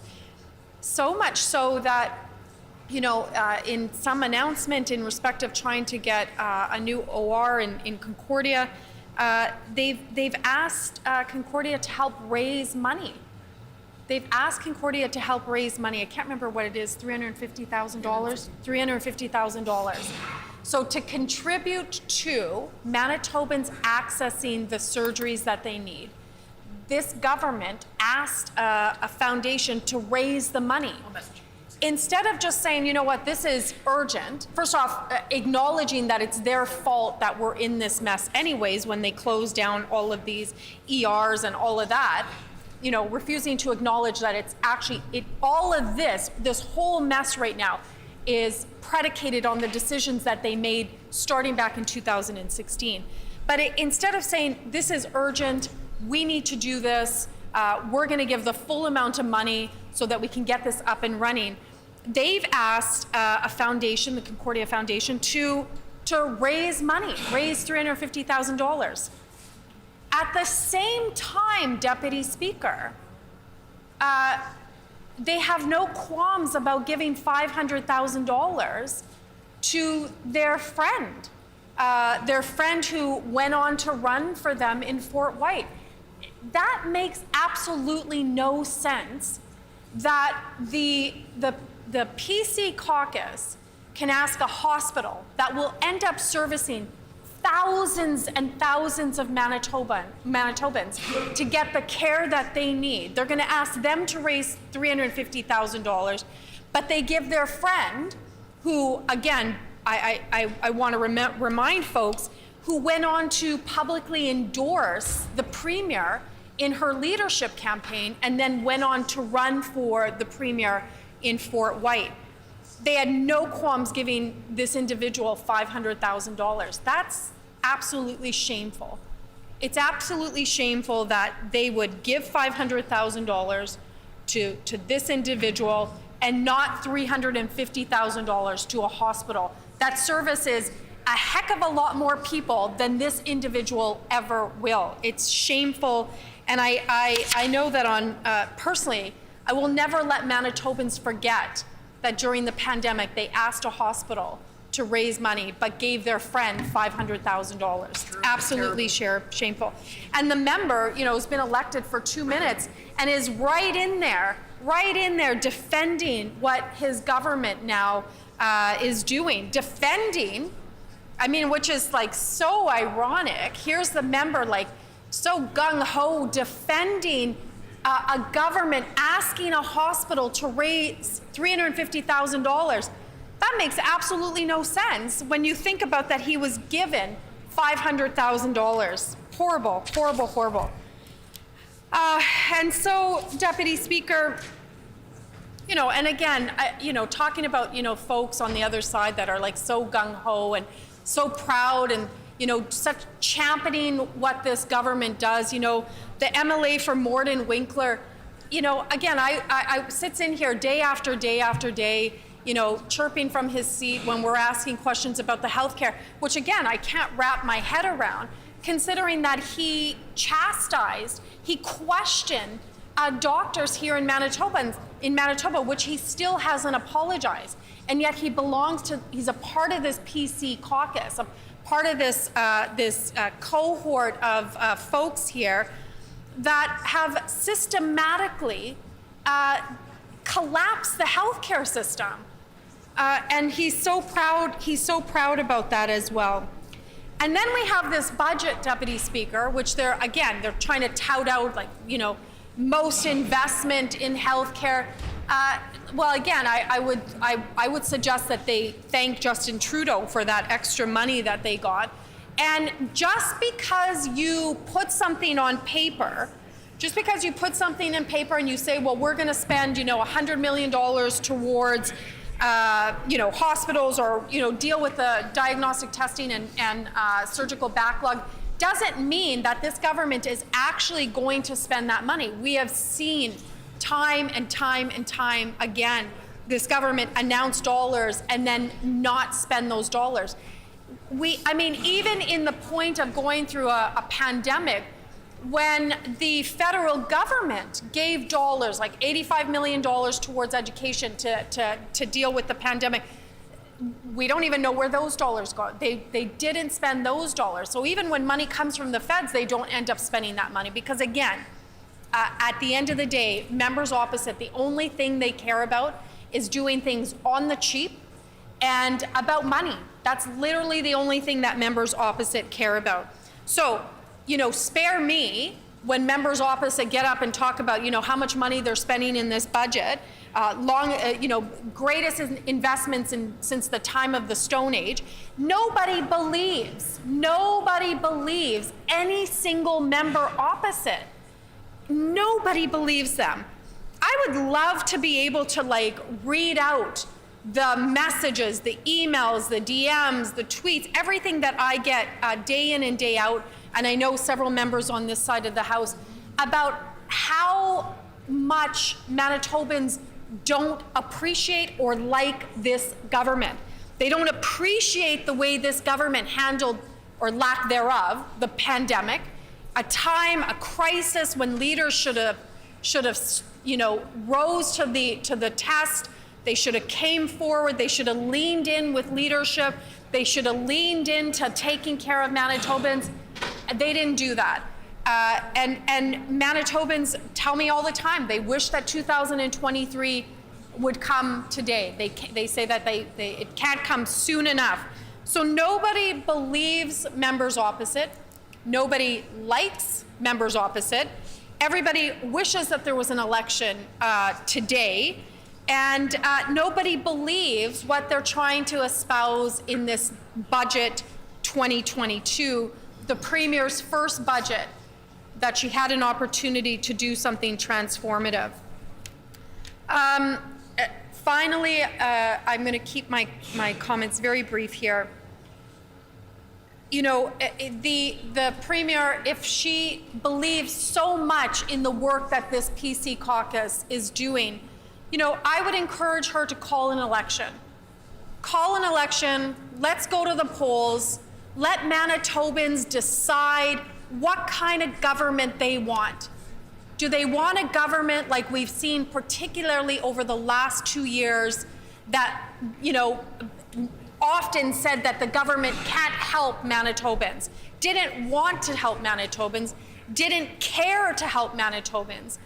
Or do they want a government with people that truly are committed to Manitobans, that believe we have a responsibility, a sacred responsibility to take care of Manitobans, to treat Manitobans with respect, to come to the table with real commitment and ideas and a plan?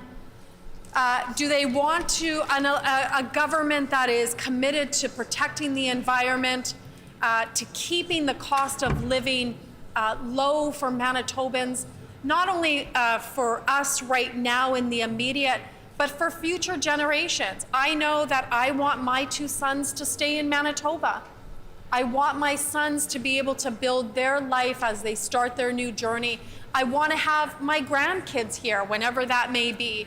You know, do we want a province that works for all of us and that ensures that we are all taken care of? And so I would encourage them to call an election.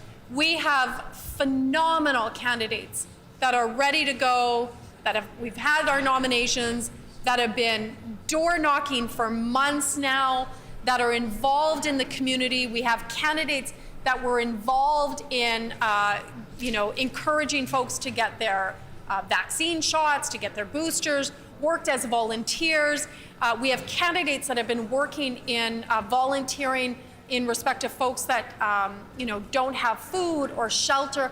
I mean, we have some phenomenal candidates that are ready, willing, and able to serve as public servants in the best interest of Manitobans. We're ready, and we're looking forward to the next election. Miigwech.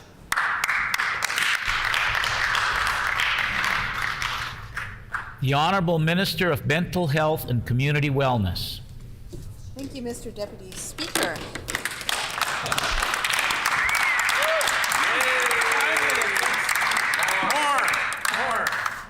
I'm happy to stand today and put a few words on the record in support of our government's historic investments within this budget. I am incredibly proud of my colleague, the Minister for Finance, for the hard work that he and his department have put into this very detailed and effective and high investment budget. Mr. Deputy Speaker, we are making historic investments in all departments, but today I'd like to speak specifically to the department that I am responsible for. Mr. Deputy Speaker, we need to speak about what had not happened in 17 years under the previous NDP government. Mr. Deputy Speaker, I'm happy to put on the record a few of those areas, or a list of what the NDP failed to do in 17 years. They failed to accomplish coordinating services and making them more accessible to Manitobans. They failed to build and fund rapid access to addictions medicine facilities. They failed to expand eating disorder beds and programs. They failed to increase supportive recovery housing units.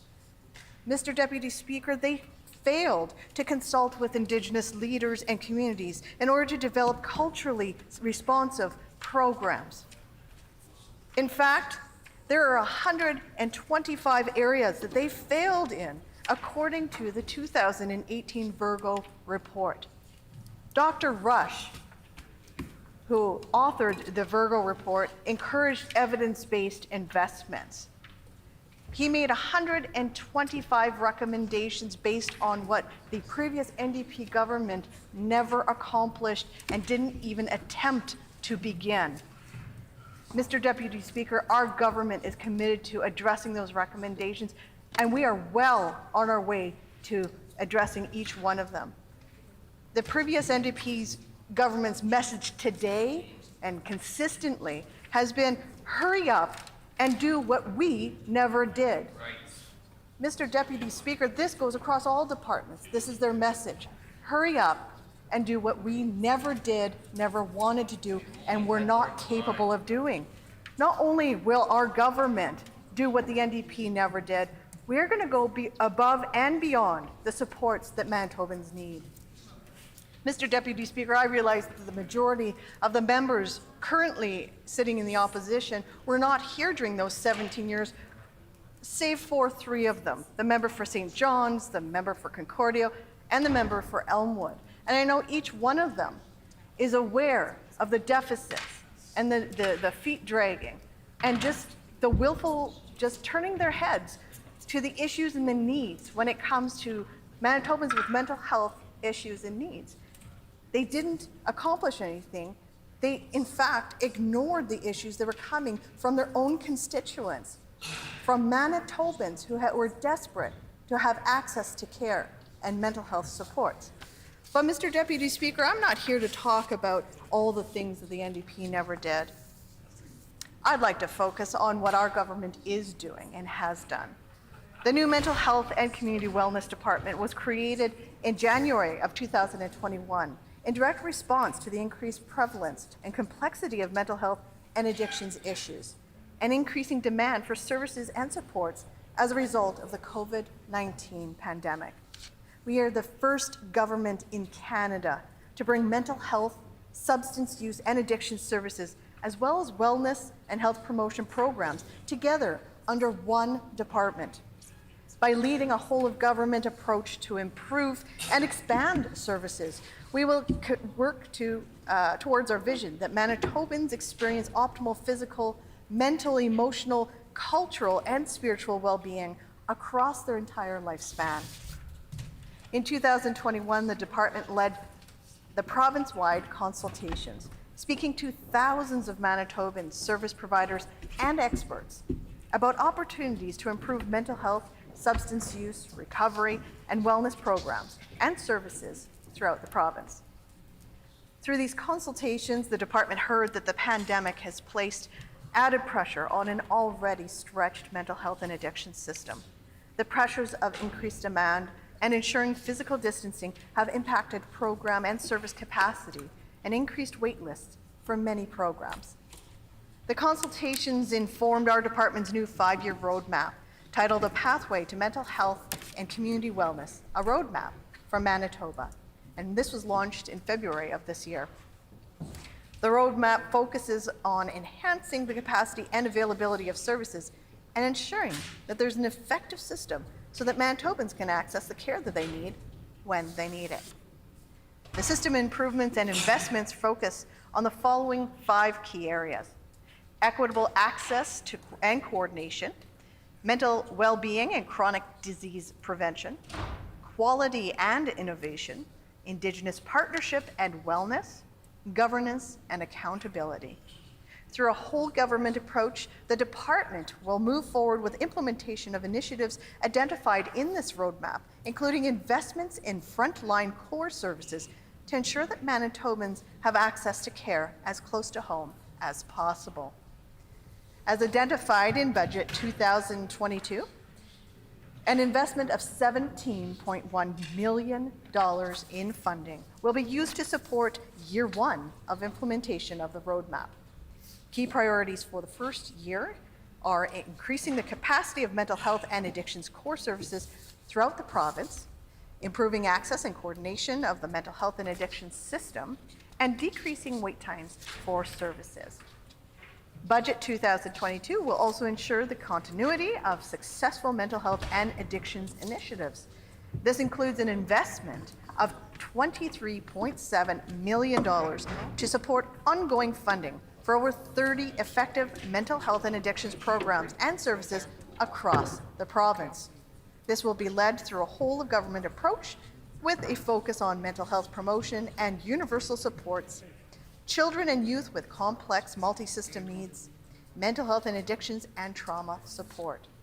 Additional initiatives receiving funding through this budget include the Screening, Brief Intervention and Referral Initiative through the Federal Substance Use and Addictions Program. The Canada and Manitoba governments are providing $650,000 over 3 years.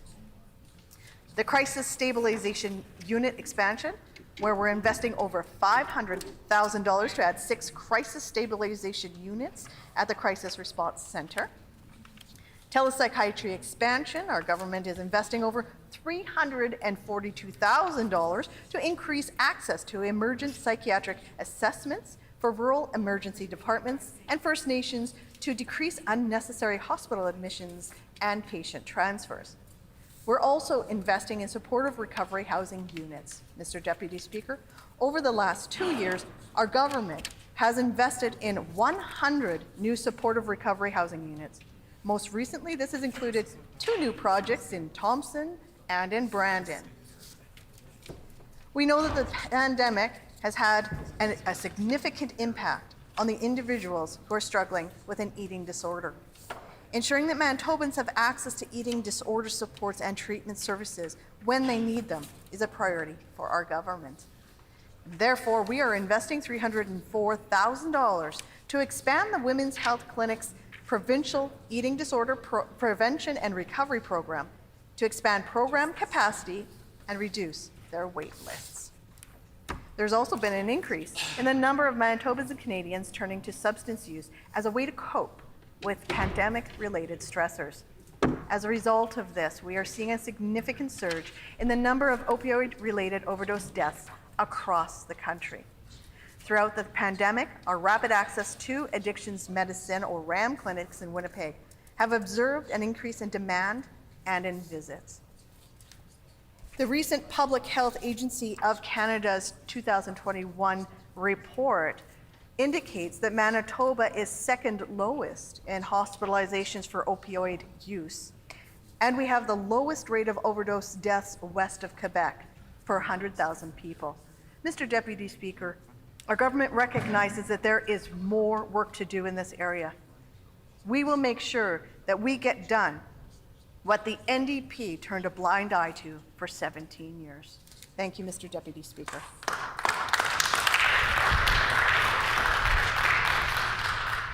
The honourable member for Point Douglas.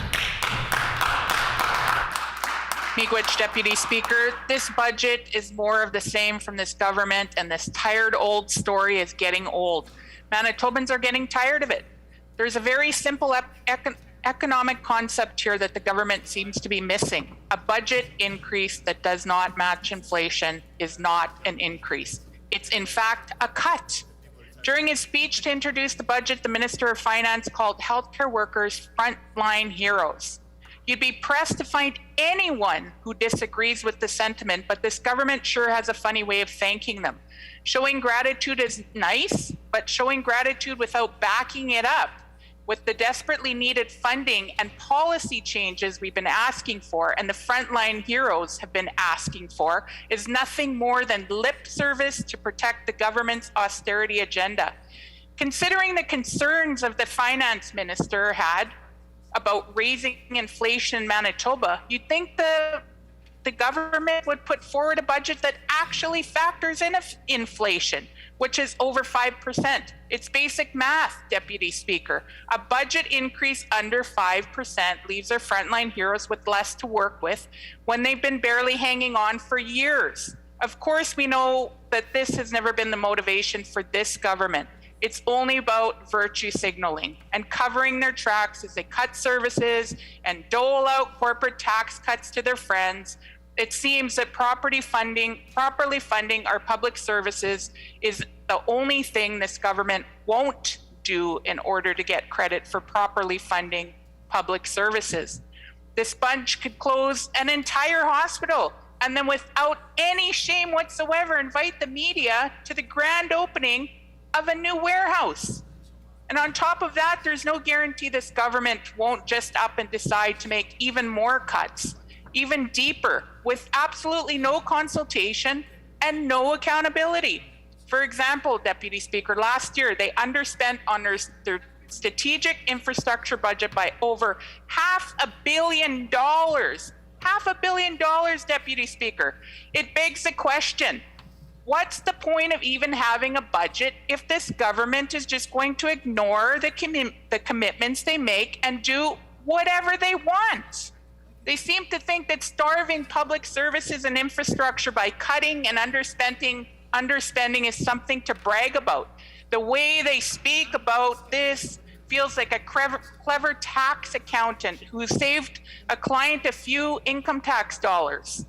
Well, Deputy Speaker, there's no accounting trick in the world that can make up $500 million that was supposed to be spent repairing crumbling infrastructure. It's irresponsible and it has a cost. This is something that you can only get away with for so long, Deputy Speaker, and this government has been losing credibility for years. Free Press columnist says that the PCs have, and I quote, cut too deep, end quote, and that their track record of underspending, and I quote, raises serious questions about the credibility, end quote. The minister talked about balance in his speech last week. Well, this isn't balance. This is more austerity, more cuts. It's reckless and dangerous for Manitobans, and they won't tolerate it any longer. Like my colleague from St. John said, call an election. Let's see who Manitobans have, who want to run this province, because certainly this government has lost the credibility of anything on healthcare, education. They say they're going to spend this money. They underspend it purposely. Manitobans don't believe them. They've been cutting funding for years. It's dangerous because there's fatal crashes on our highways that have fallen into disrepair because of underspending of nearly $60 million last year alone. It's dangerous to freeze funding for supporting children in care and clawing back the federal child special allowance for Indigenous children in care. It's dangerous to refuse real action while the addictions crisis is getting worse day after day, year after year, budget after budget under this government. Manitobans are suffering, Deputy Speaker. Manitobans are dying, and Manitobans are tired of this government. It's what we expected, though, from the beginning of this Pallister-Stephenson PC government, and it's exactly what we got, with dire consequences, especially to our healthcare system. The cuts to healthcare would be unjustified even in a world without COVID-19. The 18 ICU beds put in consolidation were desperately needed once the pandemic broke out, as were the 56 inpatient surgical beds. In total, the PCs have cut 124 hospital beds, 124 hospital beds here in Winnipeg over the last 4 years.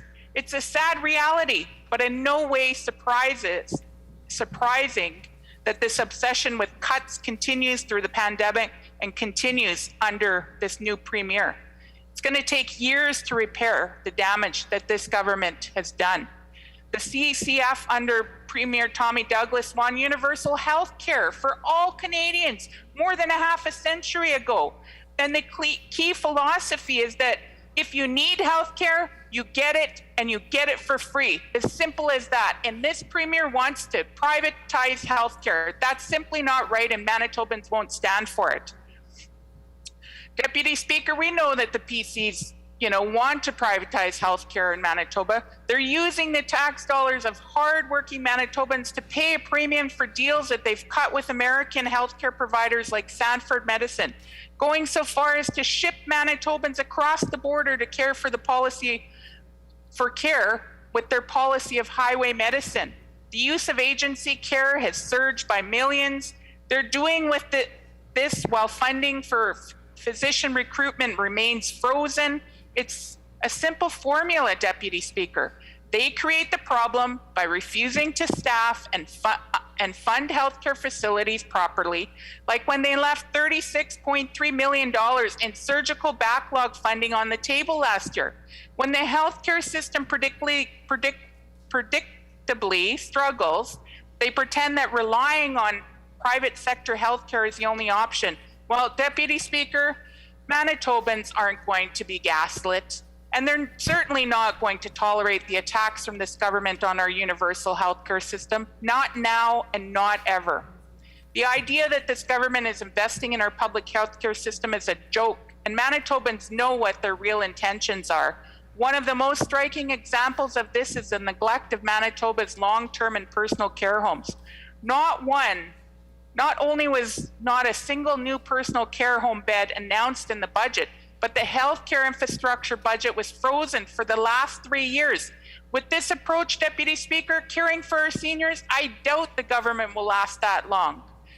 Care homes were not spared from the slash and burn script of the PC government followed when they took office. They canceled new projects like the previous NDP had been building on, such as quick care clinics. One of the first moves was to cancel the 80-bed facility in Lac de Bonnie, as well as the 20-bed facility in Bridgewater.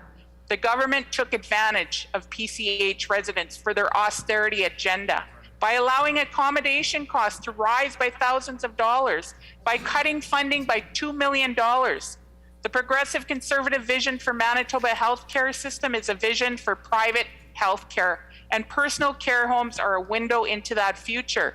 The Rivera-owned Parkview Personal Care Home showed us that when they placed patients infected with COVID-19 beside uninfected patients, what would happen?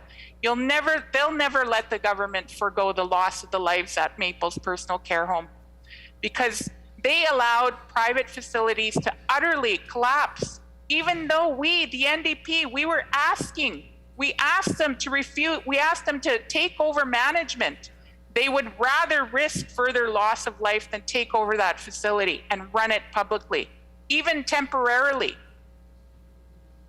They aren't isolated incidents, and they're not freak accidents, Deputy Speaker. It's obvious the results of cuts to long-term care and refusing to to invest in preparing for the future. Even after the second wave of COVID-19 struck, they're still going down this path without appropriate investments in personal care homes for seniors, which will only contribute to the problem of overcrowding and understaffed facilities.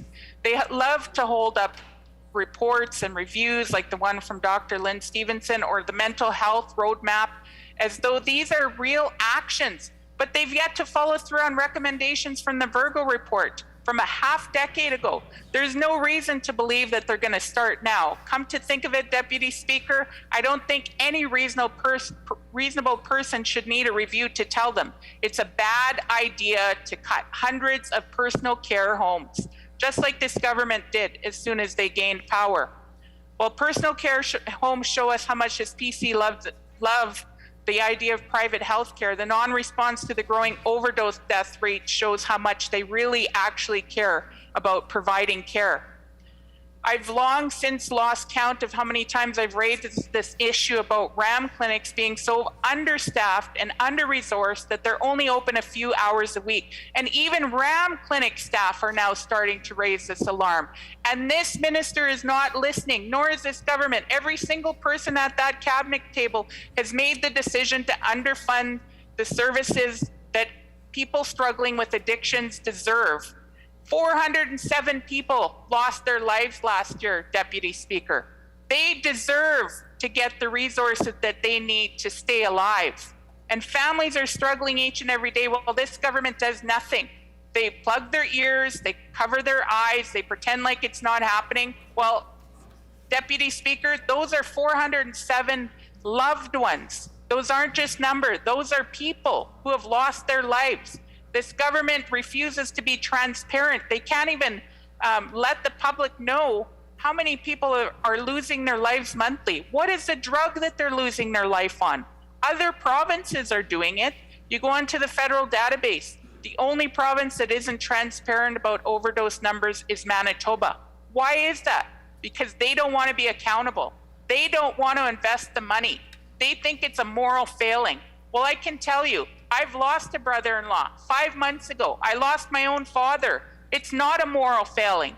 This is rooted in trauma, and this government needs to start investing, making real investments so that people can make life changes. And are they doing that? No. Their idea is let's invest $1 million for 2 Winnipeg RAM clinics. First of all, Deputy Speaker, I shouldn't have to mention that the addictions crisis also affects Manitobans outside of Winnipeg. Setting that aside, that's not even enough. $1 million, there's 407 lives that were lost. Those lives could have been saved. Does this government care? They care enough to put $1 million. That's a drop in the bucket. That's not even going to open the RAM clinics another hour a day, a week? No. You know, these RAM clinic employees are speaking out, and they're telling this government they need more services. They don't want to open up the free press on a Saturday and look at the obituaries and see someone that they've had to turn away because this government is underfunding them. That's shameful. It's disgusting, and the RAM clinics employees are telling this government. Why aren't they listening to frontline workers, the actual people who are servicing those who are struggling with addictions? They've even gone so far as to invite the minister to come spend a half a day. And I encourage the minister to go spend a half a day. See actually what's going on out there instead of putting blinders on and earplugs in. Budget 2022 allocates only 5.8% of total healthcare dollars to mental health spending, alluding to what I said earlier, clever accounting. Even if that were the reality of this government, can't make up for chronic underfunding and cuts. And in recent years, we've had 2 co-occurring public health crises in the COVID-19 pandemic with the social isolation that it's caused and the addictions crisis. Both of these have caused a massive increase in Manitoba's need for mental health services here in our province. Do we see this government investing any more money? Absolutely not. They're underfunding every single department. So, Deputy Speaker, you know, like the member from St. John said, this government should call an election. Let's see who Manitobans have confidence in, because they've lost confidence in this government to govern. They've made bad decisions. This premier had the opportunity to change course. She's continued on the same Pallister government course, and we don't support this budget. This budget doesn't support Manitobans. It's a cut in all areas, and this government should be ashamed of themselves for supporting something like this. Miigwech.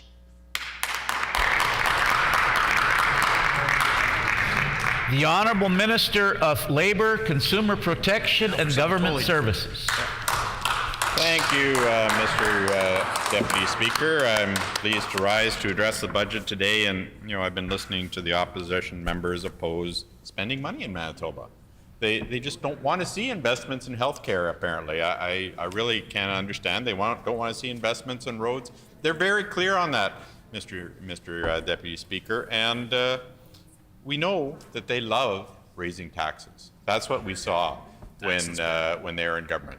Taxes and fees constantly went up, hidden fees that you would run into time and again. I know you were a business person, Mr. Deputy Speaker, and we saw that as business under the NDP, you tried not to be recognized because you didn't want them to pay attention to you. If they paid attention to you, your taxes would go up even more. There'd be ever more inspectors. There'd be ever more fees coming in. Nothing to see here as a business, just let us do what we do best. And it was a sad time in Manitoba, Mr. Acting Deputy Speaker. We know that that businesses were at risk. We know many businesses left and they went to other provinces, they went to other countries where they were not suppressed like they were in Manitoba. And a very, very dismal time to be in business, Mr. Acting Deputy Speaker. It was sad to watch. I, in fact, had an interaction with one of their ministers at the time about payroll taxes, which are very punitive tax. And I'm pleased to see in this budget that we're addressing the payroll tax, and that we are finding a path to have some companies removed from paying it so that they can create more jobs. We know that businesses take that money if they were able to not pay that tax, and they would invest it in their companies. They would invest it in their employees. They'd hire more staff. They'd end up paying more taxes to the government because of the growth of the company. That's what business does. They hire people and they pay more tax as they grow, and that's how you grow an economy. But the NDP just wants to tax them more and put them out of business. They hate business. We know that they hate business.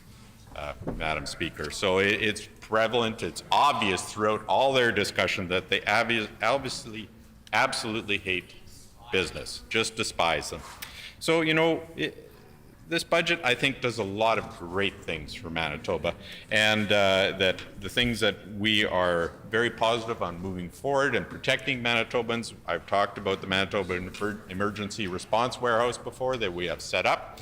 Nothing like that existed under the NDP. There was no pandemic response available, Madam Speaker, and we set that process up, and now we're ready for emergencies to come into Manitoba to make sure that we have supplies of personal protective equipment, of other things that are necessary for any emergencies that we might have in Manitoba, and that warehouse is there to make sure that we don't have to search the world for scarce products anymore. We will make sure that we have them here. We have some great partners in Manitoba that are now manufacturing in Manitoba and distributing to the world, Madam Speaker. We also have the Manitoba Centre for Cybersecurity, and that is a big topic right now, especially with the war in Ukraine. We know that there's lots of Russian hackers out there that like to attack, and they attack our systems, and we want to make sure that we share information with all of, not just Manitoba Crowns, but Manitoba government and other governments across Canada and the world, to make sure that we are aware and they are aware of what's happening in cybersecurity, Madam Speaker. So, but some of the things that we ran into when we formed government was a lot of things that weren't in the briefing books. And we found that there were unsupported systems, computer systems in Manitoba, that the software was out of date. It was no longer supported by the company, in many cases by Microsoft, and we had to pay additional money to Microsoft to make sure that they were secure as we found a path to upgrade them. They were several systems, several iterations old, Madam Speaker. Nothing of that was included in the briefing books. No awareness, none of them paying attention to anything that was necessary to make sure that those systems were secure in Manitoba. Much like FleetNet, a $380 million system that was necessary for the safety of first responders, of emergencies in Manitoba. Not in the briefing books, Madam Speaker. The government was buying parts off of eBay to try to make these systems work, to make sure that they held them together with duct tape and binder twine. It was horrible, Madam Speaker, putting our first responders at risk. So we had to make those investments, and now we make even more investments in responses and things of that nature. I can't say enough, Madam Speaker, about the staff from all departments, from all crowns, and from the healthcare system that came together during the pandemic response. That we found a path forward through this, that we worked with our federal partners and other provincial partners to make sure that we had PPE available, that we found a path with the federal government that vaccines were made available to Manitobans, and the vaccination process, it was something that had never ever been done in Manitoba before or other provinces. And to start that up from the ground up, Madam Speaker, was an exemplary process that was done with a lot of planning, with a lot of foresight and response to the changing world, because sometimes we didn't know what we were getting for vaccines in Manitoba. We had to book appointments and we didn't know what was coming in. And I know the federal government was challenged as well with the manufacturers on what they received. So it was a very dynamic process, Madam Speaker. Even to just set up these locations where Manitobans could go and get vaccinated, and to find the staff for those vaccination centers, Madam Speaker, and the testing sites. It was remarkable how it all came together, and it changed dramatically over those 2 years, ramping up, phasing down, making sure that Manitobans had an option and availability of vaccines when we had them available. They were a scarce commodity as well, as I'm sure you know. So a lot of planning had to happen. It didn't happen by accident, Madam Speaker. It is a remarkable process that I can't thank the people, the staff that did that enough. They really worked tirelessly, long nights, long days, long weekends, working through all this process to make sure that we could help Manitobans and keep them safe, Madam Speaker. And we learned a lot about different methods of communication with Manitobans, different ways to book vaccine appointments. It created the proof of vaccination record that we saw early on that we would need to provide some proof of vaccination, whether you were traveling or going somewhere, that we would need to make that available to Manitobans. So we found a secure process to put that in place, and that pretty much came off seamlessly. We worked with a lot of partners for how they used that system, and it continues to be available now, Madam Speaker. We'll see how long we need to make sure that we continue to support that, or if it will indeed become something different, or what it's going to become. But it was just a very quick reaction and something that worked very, very well in Manitoba. So some tremendous information resources and partners that we worked with. The private sector really stepped up during the pandemic, Madam Speaker, and this budget supports the private sector and the public sector. The investment that we're seeing in healthcare is historic, and I'm pleased to see that we're working forward on venture capital, that the minister now has a $50 million venture capital fund to help develop the economy and businesses in Manitoba, because those are the people that pay taxes in Manitoba, Madam Speaker, the businesses and the workers in those businesses. That is what supports the economy and enables us to have a healthcare system like we have, and to expand that healthcare system, Madam Speaker. So I'm thrilled to see a budget of this type coming forward. I think it is a great investment in Manitoba, and I know there's many others that want to speak to the budget, Madam Speaker. Thank you for the time.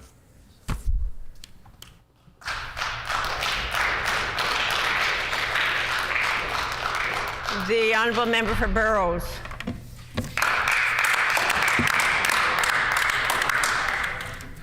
Thank you, Madam Speaker.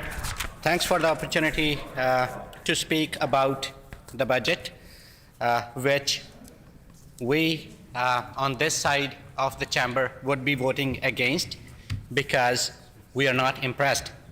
This is a budget that Manitobans did not expect. After the previous premier ran away, Manitobans were thinking that things would change. And the PCs, they tried their best to portray a picture of Manitoba political landscape, that now it's a new leader. Now there would be new policies. Now you won't see what happened under the previous leadership. But that was only talk. Because actions speak louder than words. And that's what we are witnessing now. After the new premier took over and made some decisions in various fields, health, education, environment, agriculture, families, hydro, and so on, it tells us that nothing has changed. They're trying to give an impression that we have changed the channel, but nothing has changed. It's again same leadership. It's again the same plan that Brian Pallister had for Manitobans.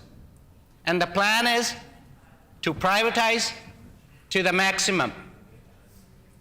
The plan is to cut funding to our schools, cut funding to health, care about the rich, ignore the poor, do not care about the environment, leave the ranchers alone, don't support them, but to make some decisions that favor the wealthier, that favor their friends, because the regular Manitobans, they deserve better.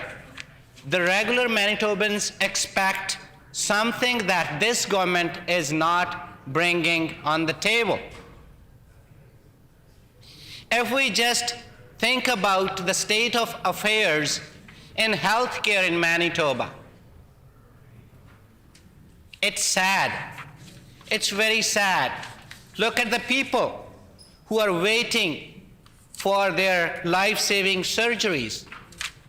170,000 people are lined up for the surgeries.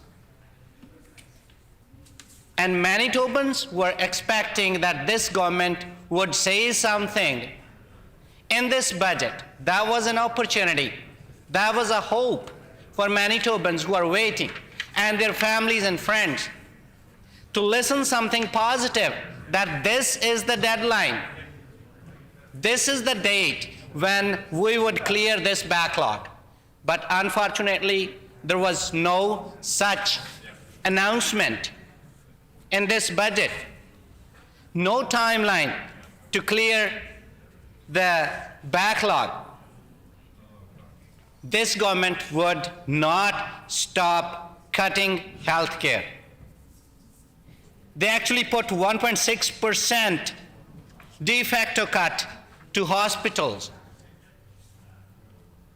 And during the pandemic, we have seen patients, I would say ICU patients and seniors, being transferred out of the province or being transferred away from their homes, hundreds of kilometers away from their homes. There were media stories published. There were questions asked in this chamber, in the question period, that what the government is doing to improve the things in healthcare. There were questions asked about the families, about the kids who lost one of their parents during the transfer. But instead of addressing that issue, the First Minister, she preferred to talk about her son's hockey game. Just think about their priorities. Just think about how they value the time in the chamber. Just think about how they dodge such important questions that are important to be answered, because Manitobans are looking at this leadership to address their issues. Staffing is the biggest issue in the healthcare. We have shortage in urban and rural healthcare centers. What this government is doing to address that issue? Nothing. What is in the budget? Nothing significant, nothing. Nurses are burnt out. They are being forced to work overtime. And the vacancy rate in ICUs goes up to 26%, 31%, 28% in various hospitals. And as we all know, we have 2,300 nurses' positions vacant. Is there a plan to fill those positions? This government is spending taxpayers' money on hiring of agency nurses, up to the tune of 40 million. And when we raise this question in the question period, the First Minister says, it does not matter whether we invest in public health care or private. Madam Speaker, it does matter. It does matter. We need to go back to Manitobans. We need to go back to the professionals who work in healthcare and ask them, how does it matter? They would tell us. We have raised questions about northern healthcare and the state of affairs there. My colleague from Flin Flon has been raising some very important concerns that PCs are not listening to. Just imagine these healthcare facilities are not having hot water. That's the state of affairs. That's the state of affairs in North. And they're freezing cuts. They don't have enough ambulances in rural Manitoba. So after this government assumed office in 2016, what I have seen in this city, northern part of this city, boroughs, I represent those regular Manitobans living there. They have cut ERs, they have cut cancer care. And people living in my constituency, they are being impacted by those cuts. And there is no hope in this budget that they would get those facilities and services back. Wait times, they are getting longer. It's obvious. If we have 6 or 7 ERs and you cut 3 of them, it's obvious that the others would be totally packed. That's what happened to our healthcare system. They made it happen because they have priorities. And internationally educated nurses, this government is not simply listening to them. When we talk about their lives, their family lives, their professional lives, we get to know that these families and these hardworking professionals, they are suffering. Many of them, they live in Manitoba with their families, but they have to stay away from their families for days to work in Ontario. Why? Because the system, because their credential assessment system that needs to be improved. needs government's attention, but the government is not listening. Just imagine about a nurse who is working 6 days in Ontario and coming back to their family and touches their 6 years old after 6 days. How does that feel? They deserve better, but this government is not listening. This budget doesn't address these things. Seniors care. Just talk, talk, talk. We have a new minister that takes care of the seniors. Well, that's a talk. We know what happened to the seniors in Manitoba during the pandemic. Manitobans will not forget what happened at Maples, PCH. Many seniors died. Go to their families, feel their feelings, and try to understand what went wrong. Try to understand what was the accountability on part of this government.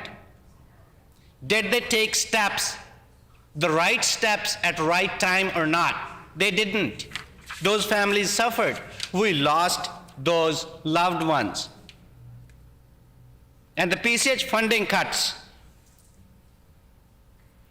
Madam Speaker, between 2017 and 2019, we saw $2 million cut, which was a PCH funding cut between these 2 years.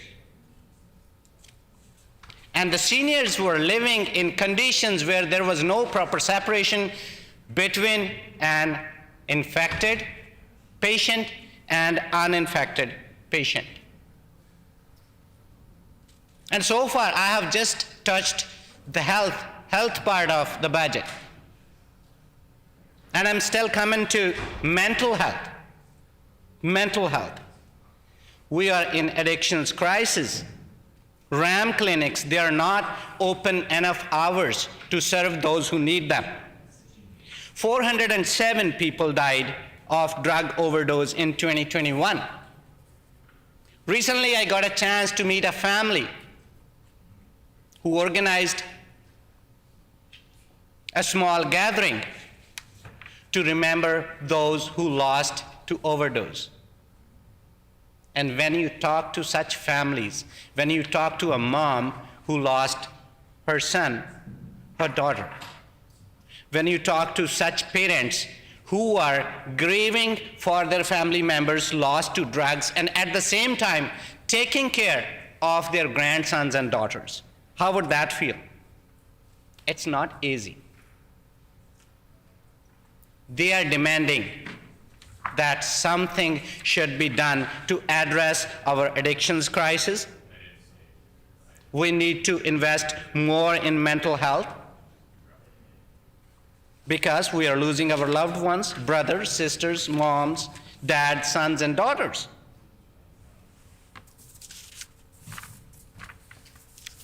Come into education. I still remember when I got a bunch of lawn signs that said, "Fight Bill 64." And people were like phoning. I need a sign, I need a sign, I need a sign. I've got lots of them. And there was no other bill So anybody want to sign? where at committee stage there would be hundreds of people signed up to speak against that bill. It was Bill 64. Build a house out of them. And the Bill 64, it took hours and hours of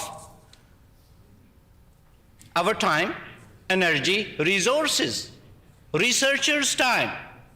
And it was tabled, it was debated, and all of a sudden, when political scenario changed, the PC leader, they decided to just simply take it back.